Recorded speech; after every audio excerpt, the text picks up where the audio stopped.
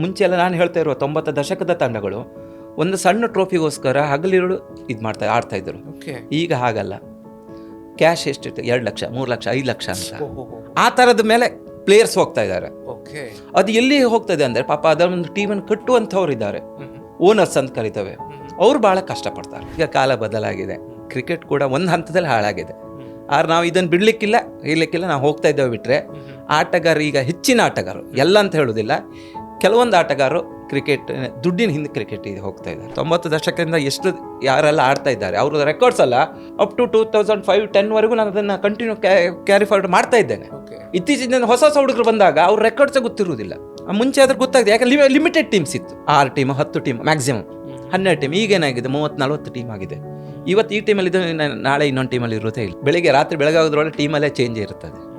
Sir, ಇದರಲ್ಲಿ ಸಂಭಾವನೆ ಎಲ್ಲ ಹೇಗೆ ಸಿಗುತ್ತೆ? 3,000 to 5,000 ಕೊಡ್ತಾರೆ ಹೊರಗಲ್ಲ. ಪರ್ ಡೇ ಮ್ಯಾಚಸ್ ಅಲ್ಲ. ನಾವು ಬೇರೆಯವರಿಗೆಲ್ಲ ಹೋಲಿಸಿದ್ರೆ ಕಡಿಮೆ, ಆದರೆ ಏನು ಮಾಡ್ಲಿಕ್ಕಿಲ್ಲ. ಈ ಕಾಂಪಿಟೇಷನ್ ಬಂದ್ಮೇಲೆ ಮತ್ತದ ವ್ಯಾಲ್ಯೂ ಡೌನ್ ಆಗಿದೆ. ಈಗ ಕಾಂಪಿಟೇಷನ್ ಯಂಗ್ಸ್ಟರ್ಸ್ ಬಂದರು. ಈಗ ನಾನು ಹೇಳಿದ 3,000-5,000 ಅದು 1,500-2,000 ಹೋಗೋರಿದ್ದಾರೆ. ಈಗ ಅಟ್ ಪ್ರೆಸೆಂಟ್ ಬೆಂಗಳೂರಿಗೆ ಬರ್ತಾರೆ. ಅದು ಸ್ವಲ್ಪ ಖೇದಕರ. ಇತ್ತೀಚೆಗೆ ನಿಮ್ಗೆ ಆರೋಗ್ಯನೂ ಕೈ ಕೊಡ್ತು, ಅದೇನಾಗಿತ್ತು? ಒಂದು 2 ವರ್ಷದ ಹಿಂದೆ, 1.5 ವರ್ಷ ಹಿಂದೆ ಚಿಕನ್ ಪಾಕ್ಸ್ ಆಗಿದ್ದು. ಅದು ಸಿವಿಯರ್ ಆಯಿತು. ಸಿವಿಯರ್ ಅಂದರೆ 2-3 ದಿವಸದೊಳಗೆ ಹಾಸ್ಪಿಟ್ಲೈಸ್ ಆಗಿಬಿಟ್ಟು ಒಂದು 10-15 ದಿವಸ ಹಾಸ್ಪಿಟ್ಲಲ್ಲಿದ್ದೆ. ಒಂದು 4 ದಿವಸ ಕೋಮದಲ್ಲೇ ಇದ್ದೆ. ಇನ್ನು ಮುಂದಾದರೂ IPLಗೆ ಹೋಗಬೇಕು ಅಂತ ಏನಾದರೂ ಆಸೆ ಇಟ್ಕೊಂಡಿದ್ದೀರಾ? ಆಸೆಗಳಿದೆ, ಅವಕಾಶಗಳು ಕಡಿಮೆ. ನಮ್ಗೆ ಗೊತ್ತಿದೆ ಅದು ಯಾಕೆ ಯಾವ ಥರ ಅಲ್ಲಿ ಅವಕಾಶ. ಯಾರಿಗೂ ಬಾಗಿಲು ಓಪನ್ ಆಗೋದಿಲ್ಲ. ಹೋಗಿದ್ರೆ ಇಷ್ಟೊಳಗೆ ಬಾಗಿಲು ಓಪನ್ ಆಗಿ ಹೋಗಬೇಕಿತ್ತು. ಒಂದೊಂದು ಮುಚ್ಚಿದ ಬಾಗಿಲು ಆಗಿದೆ ಅದು ನೋಡಿದರೆ. ಯಾಕಂದರೆ ಅವರು ರಣಜಿ ಅಂತ ನನಗೆ ಬಂದ ಇದ್ರ ಪ್ರಕಾರ ಮಾಡ್ಕೊಂಡಿದ್ದಾರೆ. ನಮಸ್ಕಾರ ವೀಕ್ಷಕರೇ, ವಾರ್ತಾ ಭಾರತಿಯಲ್ಲಿ ನಿಮಗೆ ಸ್ವಾಗತ. ನಾನು ಅವಿನಾಶ್. ನಮ್ಮ ಕೂತು ಮಾತಾಡುವ ಸರಣಿ. ಇವತ್ತಿನ ವಿಡಿಯೋದಲ್ಲಿ ನಾವು ಕೂತು ಮಾತನಾಡ್ತಾ ಇರುವಂಥದ್ದು ಕರ್ನಾಟಕ ರಾಜ್ಯದ ಹಿರಿಯ ವೀಕ್ಷಕ ವಿವರಣೆಗಾರರು ಮತ್ತು KSCA ಅಂದರೆ ಕರ್ನಾಟಕ ಸ್ಟೇಟ್ ಕ್ರಿಕೆಟ್ ಅಸೋಸಿಯೇಷನ್ನ ಅಂಗೀಕೃತ ನಿರ್ಣಾಯಕರು, ಅಂಪೈರ್ ಆದಂಥ ಕೋಟ ಶಿವನಾರಾಯಣ್ ಐತಾಳ್ ಅವ್ರ ಜೊತೆ. ಸರ್ ನಮಸ್ಕಾರ. ನಮಸ್ಕಾರ. ನಮ್ಮ ಸ್ಟುಡಿಯೋ ಮತ್ತು ಈ ವಿಡಿಯೋ ಸಂದರ್ಶನಕ್ಕೆ ನಿಮಗೆ ಸ್ವಾಗತ. ಯಾವಾಗಿಂದ ನಿಮ್ಮ ಜೊತೆ ಮಾತಾಡಬೇಕು ಅಂತ ಕಾಯ್ತಾ ಇತ್ತು ನೋಡಿ ಸರ್. IPL ಸ್ಟಾರ್ಟ್ ಆಯ್ತು, IPL ಮುಕ್ತಾಯ ಕೂಡ ಆಗ್ತಾ ಬಂತು. ಇಲ್ಲ, ಇನ್ನು 10 ದಿನ, ಈ ತಿಂಗಳು ಎಂಡ್ ಅಲ್ವಾ?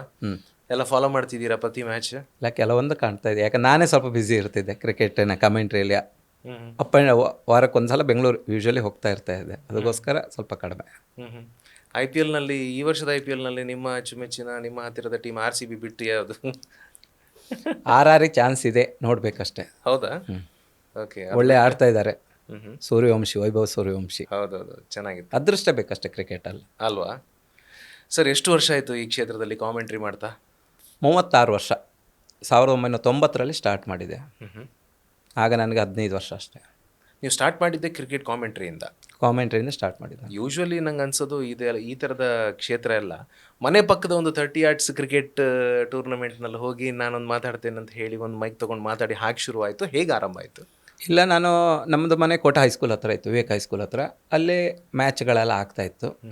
ಅಲ್ಲಿ ಪಾರಂಪಳ್ಳಿ ಕ್ರಿಕೆಟರ್ಸು, ಈ ಥರ ಸಾಲಿಗ್ರಾಮ ಗುರು ಕ್ರೀಡಾರಂಗ, ಅಲ್ಲಿ ಮ್ಯಾಚ್ ಆಗ್ತಾ ಇರೋದು ನೋಡಿ ಅಲ್ಲಿನ ಕಮೆಂಟ್ರಿ ನೋಡಿದೆ. ಅಲ್ಲಿ ರಾಘವೇಂದ್ರ ಭಟ್ರು ಮತ್ತು ರಮೇಶ್ ಭಟ್ರು ಅಂತವರು ಅಣ್ಣ ತಮ್ಮ ಇಬ್ಬರು ಇಂಗ್ಲೀಷಲ್ಲಿ ಒಳ್ಳೆ ಮಾಡ್ತಾಯಿದ್ರು. ಕುಂದಾಪುರದಲ್ಲಿ ಪ್ರತಾಪ್ ಚಂದ್ರ ಹೆಗ್ಡೆ ಅಂತ ಚಕ್ರವರ್ತಿಯವರು ಅವ್ರು ಮಾಡ್ತಾರೆ. ಅದನ್ನೊಂದು ಇನ್ಸ್ಪಿರೇಷನ್ ಆಗಿದೆ. ಆಡ್ತಾ ಇರಲಿಕ್ಕೆ ಸಣ್ಣವನಾಗ್ಲಿಕ್ಕೆ ಆಡ್ಲಿಕ್ಕೆ ಶುರು ಮಾಡಲಿಲ್ಲ. ಕಮೆಂಟ್ರಿ ಏನೋ ಒಂಥರ ಅಟ್ರಾಕ್ಷನ್ ಆಯಿತು. ಆ ಒಂದು ಸೆಳೆತ ಇವತ್ತು ಇಲ್ಲಿವರ ತಂದಿದೆ. ಓಕೆ. ಬಟ್ ಇದರಲ್ಲೇ ಬದುಕು ಕಟ್ಕೊಳ್ಳೋದು ಅಂದರೆ ನಮಗೆಲ್ಲ ಕಾಮೆಂಟ್ರಿ ಅಂತಂದರೆ ದೊಡ್ಡ ದೊಡ್ಡ ಇಂಟರ್ನ್ಯಾಷನಲ್ ಲೆವೆಲ್ ಮ್ಯಾಚಸ್ ಬಗ್ಗೆ ಮಾತ್ರ ಗೊತ್ತಿರುವಂಥದ್ದು. ಪ್ರಾಯಶಃ ಅವ್ರ ಲೆವೆಲೇ ಬೇರೆ ಬಿಡಿ. ಬಟ್ ಇದರಲ್ಲೂ ನೀವು ರಾಜ್ಯಾದ್ಯಂತ ಓಡಾಡಿ ಒಂದು ಬದುಕು ಕಟ್ಕೊಂಡ್ರಲ್ಲ, ಅದು ತುಂಬ ಇಂಟ್ರೆಸ್ಟಿಂಗ್ ಅಂತ ನನಗಂತೂ ಅನಿಸುತ್ತೆ. ಮತ್ತು ಪ್ರಸ್ತುತ ಈಗಂತೂ ನೀವು ಸೀನಿಯರ್ ಮೋಸ್ಟ್ ಇಡೀ ಆ ಕ್ಷೇತ್ರದಲ್ಲಿ. ಸೊ ಪ್ರಾಬಬ್ಲಿ ಮುಂಚೂಣಿಯಲ್ಲಿ ನಂಬರ್ 1 ಅಥವಾ 2 ಇರುವ ಹೆಸರೇ ನಿಮ್ಮದು ಅಂತ ಅನಿಸುತ್ತೆ. ಈ ಬದುಕು ಕಟ್ಕೊಳ್ಬೇಕು, ಆ ಡಿಸಿಷನ್ ಯಾವಾಗ? ಅದಂದರೆ ಕಾಲೇಜ್ ದಿನಗಳಲ್ಲಿ ಸ್ವಲ್ಪ ಬಂಕ್ ಹೊಡೆದೆ ಮ್ಯಾಚಿಗೆ ಹೋಗ್ತಾ ಇದ್ದೆ. ಕಮೆಂಟ್ ಕರಿತಾಯಿದ್ರು. ಆಗ ಸಣ್ಣ ಏಜು, ಖುಷಿ ಒಂಥರ, ಏನೋ ಒಂಥರ ನಮ್ಮನ್ನು ಕರಿತಾ ಹೆಸರು ಹೇಳ್ತಾ ಇದ್ದಾರಂತ. ಅದೇನಾಯ್ತು, ನಮ್ಮ ಎಜುಕೇಷನ್ ಶಿಕ್ಷಣ ವ್ಯವಸ್ಥೆ ಒಂದು ಸ್ವಲ್ಪ ಮೂಲೆ ಗುಂಪಾಯಿತು. ಸ್ವಲ್ಪ ಇದರಲ್ಲೇ ಮಾತ್ರ ಮುಂದೆ ಬರ್ಲಿಕ್ಕೆ ಚಾನ್ಸಸ್ ಇದ್ದಿತ್ತು. ಏನು ಓದ್ಕೊಂಡ್ರಿ? ಎಷ್ಟು ಓದಿದ್ರಿ? BA ವರೆಗೆ ಓದಿದ್ದೆ. ಲಾಸ್ಟಿಗೆ ಸ್ವಲ್ಪ ಕಷ್ಟ ಆಯ್ತು ನಮಗೆ. ಬಂಡಾಸ್ಕಸ್ ಕಾಲೇಜಲ್ಲೇ ಕಲ್ತದ್ದು ನಾನು. ಸ್ವಲ್ಪ ಕ್ರಿಕೆಟ್ ಮ್ಯಾಚ್ ಸ್ವಲ್ಪ ಜಾಸ್ತಿ ಆಗ್ಲಿಕ್ಕೇನೋ ಆ ಶಿಕ್ಷಣ ಕ್ಷೇತ್ರ ಬಿಟ್ಟು ಕೊನೆಗೆ ವೊಕೇಶ್ನಲ್ ಡಿಪ್ಲೊಮಾ ಮಣಿಪಾಲದಲ್ಲಿ ಮಾಡಿದೆ ಸ್ವಲ್ಪ ಟೈಮ್. ಅದನ್ನು ಓಕೆ. ಮತ್ತು ಪೂರ್ಣ ಪ್ರಮಾಣದಲ್ಲಿ ಕ್ರಿಕೆಟ್ ಕಮೆಂಟ್ರಿ ಮತ್ತು ಅಂಪೈರಿಂಗ್. 36 ಇಯರ್ಸಿಂದ ನೀವು ಇದನ್ನೇ ಮಾಡ್ತಾ ಬಂದಿದ್ದೀರಿ. 36 ವರ್ಷ ಸತತ ಯಾವ ವರ್ಷ ಬಿಡಲಿಲ್ಲ. ಅಂಪೈರಿಂಗ್ ಕಮೆಂಟ್ರಿ ಎವರೇಜ್ ಅಂಪೈರಿಂಗಿಂದ 2000 ಎಕ್ಸಾಮ್ ಪಾಸ್ ಆಗಿದೆ KCA ಅಂಪೈರು. ಅದು 26 ವರ್ಷ ಕಂಟಿನ್ಯೂ ಮಾಡಿದ್ದೇನೆ. ಈಗ ಒಂದು 2 ವರ್ಷದಿಂದ ಸ್ವಲ್ಪ ಆರೋಗ್ಯ ಇದರಿಂದ ಸ್ವಲ್ಪ ಅಂಪೈರಿಂಗ್ ಸ್ವಲ್ಪ ಕಡಿಮೆ ಮಾಡಿದ್ದೇನೆ. ಕಮೆಂಟ್ರಿ ಕಂಟಿನ್ಯೂ ಅಲ್ಲಿದೆ. ವೀಕ್ಲಿ ಎವರೇಜ್ ಬೆಂಗಳೂರು ಹೋಗ್ತಾ ಇರ್ತೇನೆ.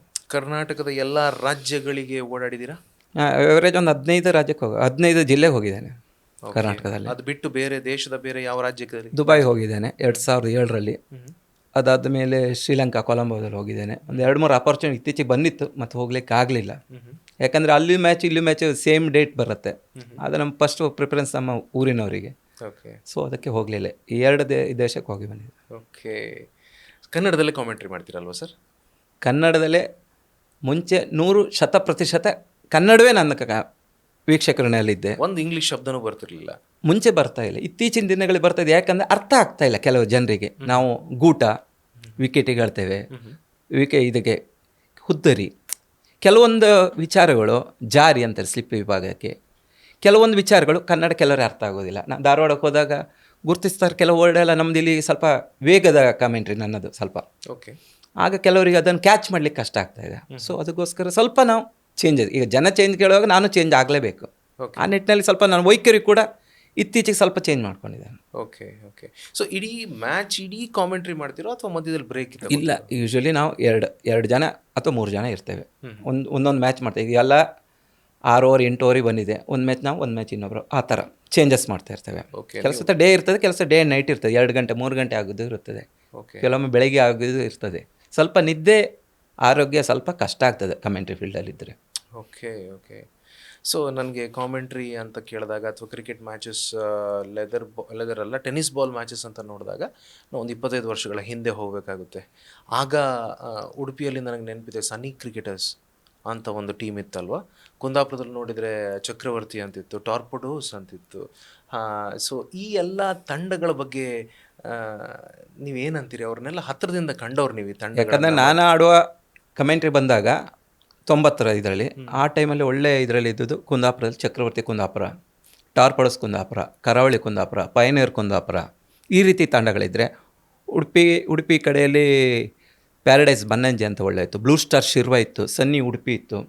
ನಮ್ಮದು ಕೋಟದಲ್ಲಿ ಇಲೋನಪ್ಪ ಅಂತುಂಟು, ಪಾರಂಪಳ್ಳಿ, ವಾಹಿನಿ, ಈ ರೀತಿ ಸವಿನಯ. ಏನೋ ಒಂದು ಕಡೆ ಆ ಟೈಮಲ್ಲಿ ಕ್ರಿಕೆಟಿನ ಒಳ್ಳೆ ಒಂದು ಚಿನ್ನದಂಥ ಸುವರ್ಣಯುಗ ಅಂತ ಇರಲ್ಲ ನಾವು ಹೇಳ್ತೇವೆ ಕ್ರಿಕೆಟ್ನಲ್ಲಿ. ಅದು 90, 95, 2000 ಮ್ಯಾಕ್ಸಿಮಮ್. ಓಕೆ.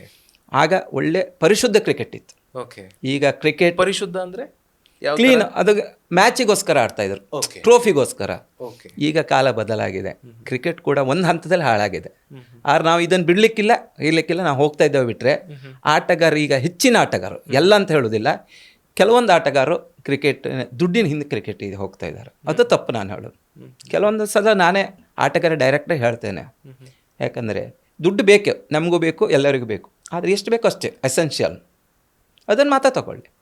ಆದರೆ ಇವತ್ತೇನಂದು ಗೊತ್ತಾ, ಟೀಮಿಗೆ ಜನ ಮುಂಚೆ ಎಲ್ಲ ನಾನು ಹೇಳ್ತಾ ಇರುವ 90 ದಶಕದ ತಂಡಗಳು ಒಂದು ಸಣ್ಣ ಟ್ರೋಫಿಗೋಸ್ಕರ ಹಗಲಿರುಳು ಆಡ್ತಾಯಿದ್ರು. ಈಗ ಹಾಗಲ್ಲ. ಕ್ಯಾಶ್ ಎಷ್ಟಿತ್ತು? 2 ಲಕ್ಷ, 3 ಲಕ್ಷ, 5 ಲಕ್ಷ ಅಂತ ಆ ಥರದ ಮೇಲೆ ಪ್ಲೇಯರ್ಸ್ ಹೋಗ್ತಾ ಇದ್ದಾರೆ. ಅದು ಎಲ್ಲಿ ಹೋಗ್ತದೆ ಅಂದರೆ ಪಾಪ ಅದೊಂದು ಟೀಮನ್ನು ಕಟ್ಟುವಂಥವ್ರು ಇದ್ದಾರೆ, ಓನರ್ಸ್ ಅಂತ ಕರಿತೇವೆ. ಅವ್ರು ಭಾಳ ಕಷ್ಟಪಡ್ತಾರೆ. ಪ್ಲೇಯರ್ಸ್ ದುಡ್ಡಿನ ಹಿಂದೆ ಹೋಗಬಾರ್ದು.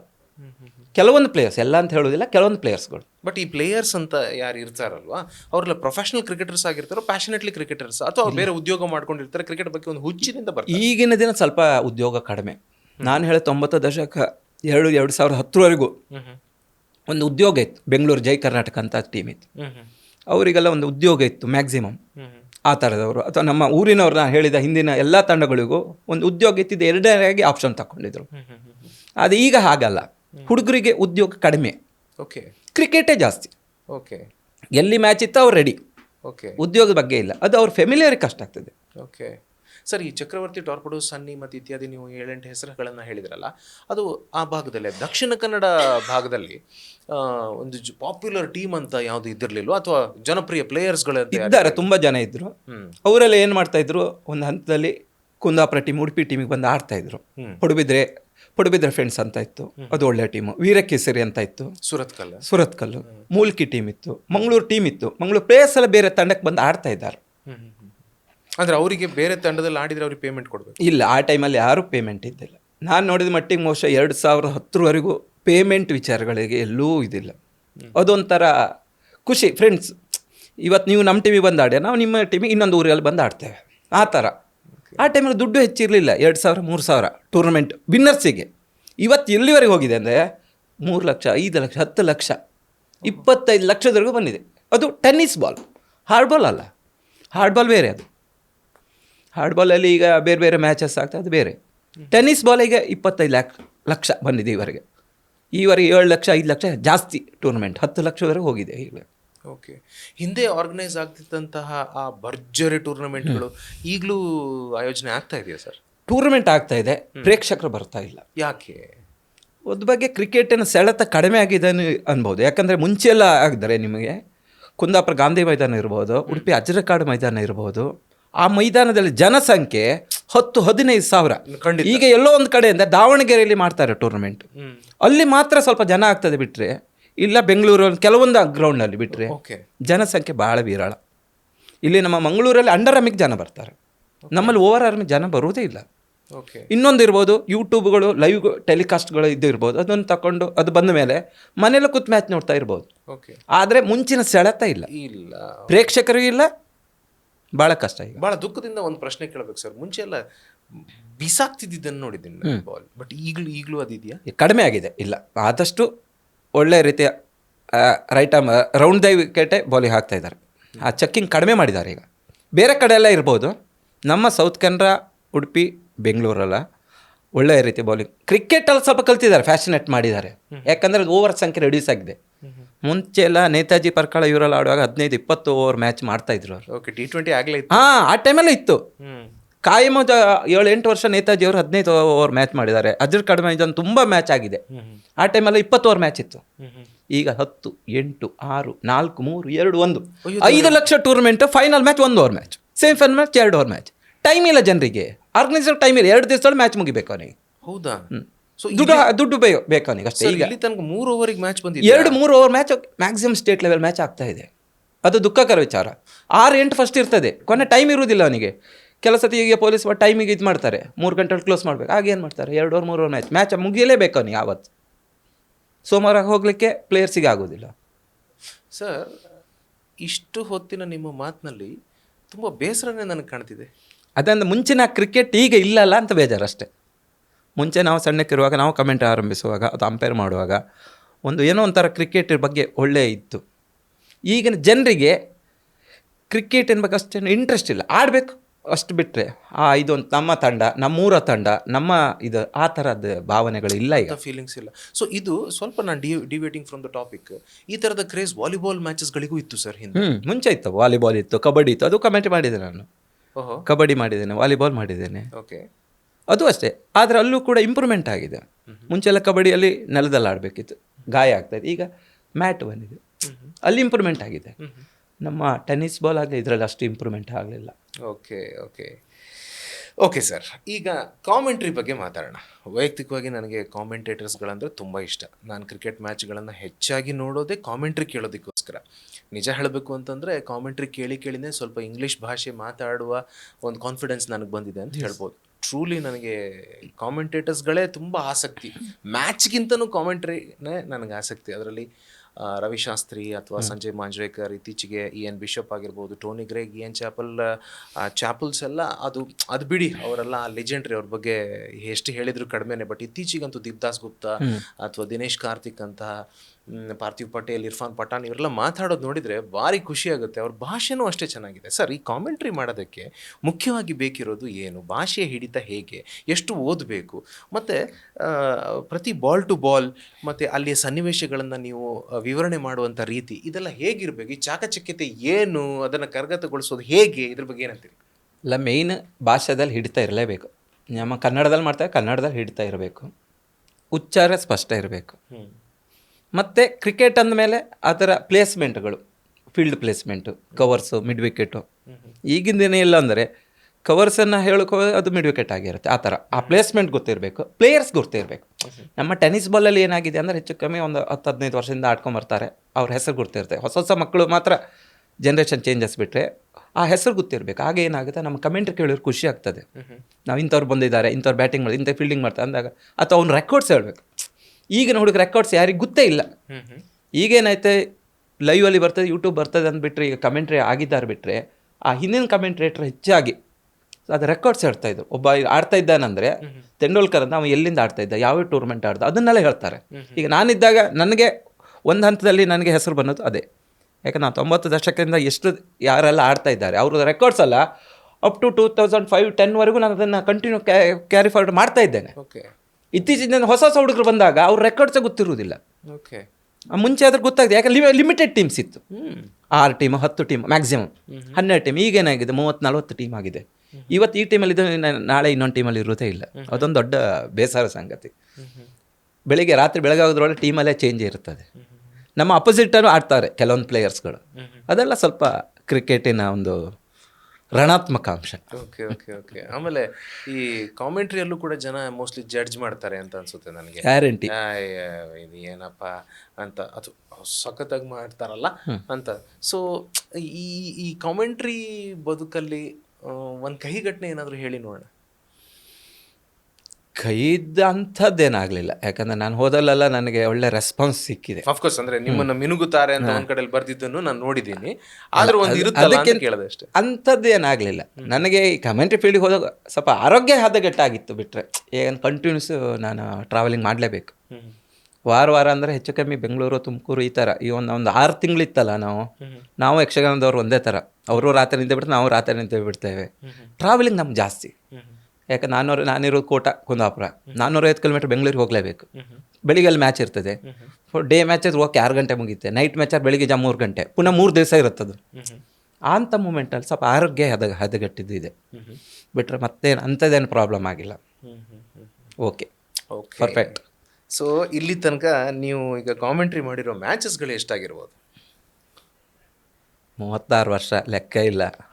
ಯಾಕಂದರೆ ವಾರಕ್ಕೆ ಬಿಟ್ಟು ಬೇರೆಲ್ಲ ವಾರಕ್ಕೆ 4 ಗ್ಯಾರಂಟಿ ಟೂರ್ನಮೆಂಟ್ ಇರ್ತದೆ. ಅಲ್ಲಿ ತಿಂಗಳಿಗೆ ವರ್ಷಕ್ಕೊಂದು 30 ಟೂರ್ನಮೆಂಟ್ ಏನೋ ತೊಂದರೆ ಇಲ್ಲ ಮಿನಿಮಮ್.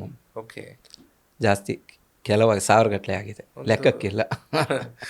4 ತಿಂಗಳ ಹಿಂದೆ ದಕ್ಷಿಣ ಕನ್ನಡದ ಪುತ್ತೂರಿನ ಒಬ್ಬ ಹುಡುಗ, ಸಣ್ಣ ಹುಡುಗ, ಸ್ವಲ್ಪ ವೈರಲ್ ಆದ. ಅವ್ನ ಕಾಮೆಂಟ್ರಿ ನೀವು ಕೇಳಿದ್ರಿ? ಕೇಳಿದೆ. ಅದ್ರ ಬಗ್ಗೆ ಏನಂತೀರಿ? ಅಲ್ಲ, ಅವನಿಗೆ ಇಂಟ್ರೆಸ್ಟ್ ಇತ್ತು, ಆ ಹಿಡಿತಾ ಇತ್ತು.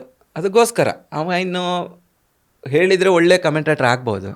ಇನ್ನು ಅವನ ಎಜುಕೇಷನ್ SSC PUC ಆದಮೇಲೆ ಏನಾಗ್ತಾನೆ, ಡೈವರ್ಟ್ ಆಗ್ತಾನೆ ಏನೋ ಗೊತ್ತಿಲ್ಲ. ಯಾಕಂದ್ರೆ ಮುಂಚಿಂದೂ ಅಷ್ಟೇ ಕೆಲವರು ಒಳ್ಳೊಳ್ಳೆ ಕಮೆಂಟೇಟರ್ ಇದ್ದರು, ಎಲ್ಲ ಒಂದು ಸೈಡಲ್ಲಿ ಹೋಗ್ಬಿಟ್ರು. ಹಿರಿಯರು ಅಷ್ಟೇ, ಕೆಲವರು ಸ್ವಲ್ಪ ಟೈಮ್ ಮಾಡಿದ್ರು, ಯಂಗ್ಸ್ಟರ್ಸ್ಗಳು ಬಂದರು, ಅವರು ಬಿಟ್ಟು ಕೊಟ್ಟರು, ಆ ಥರ.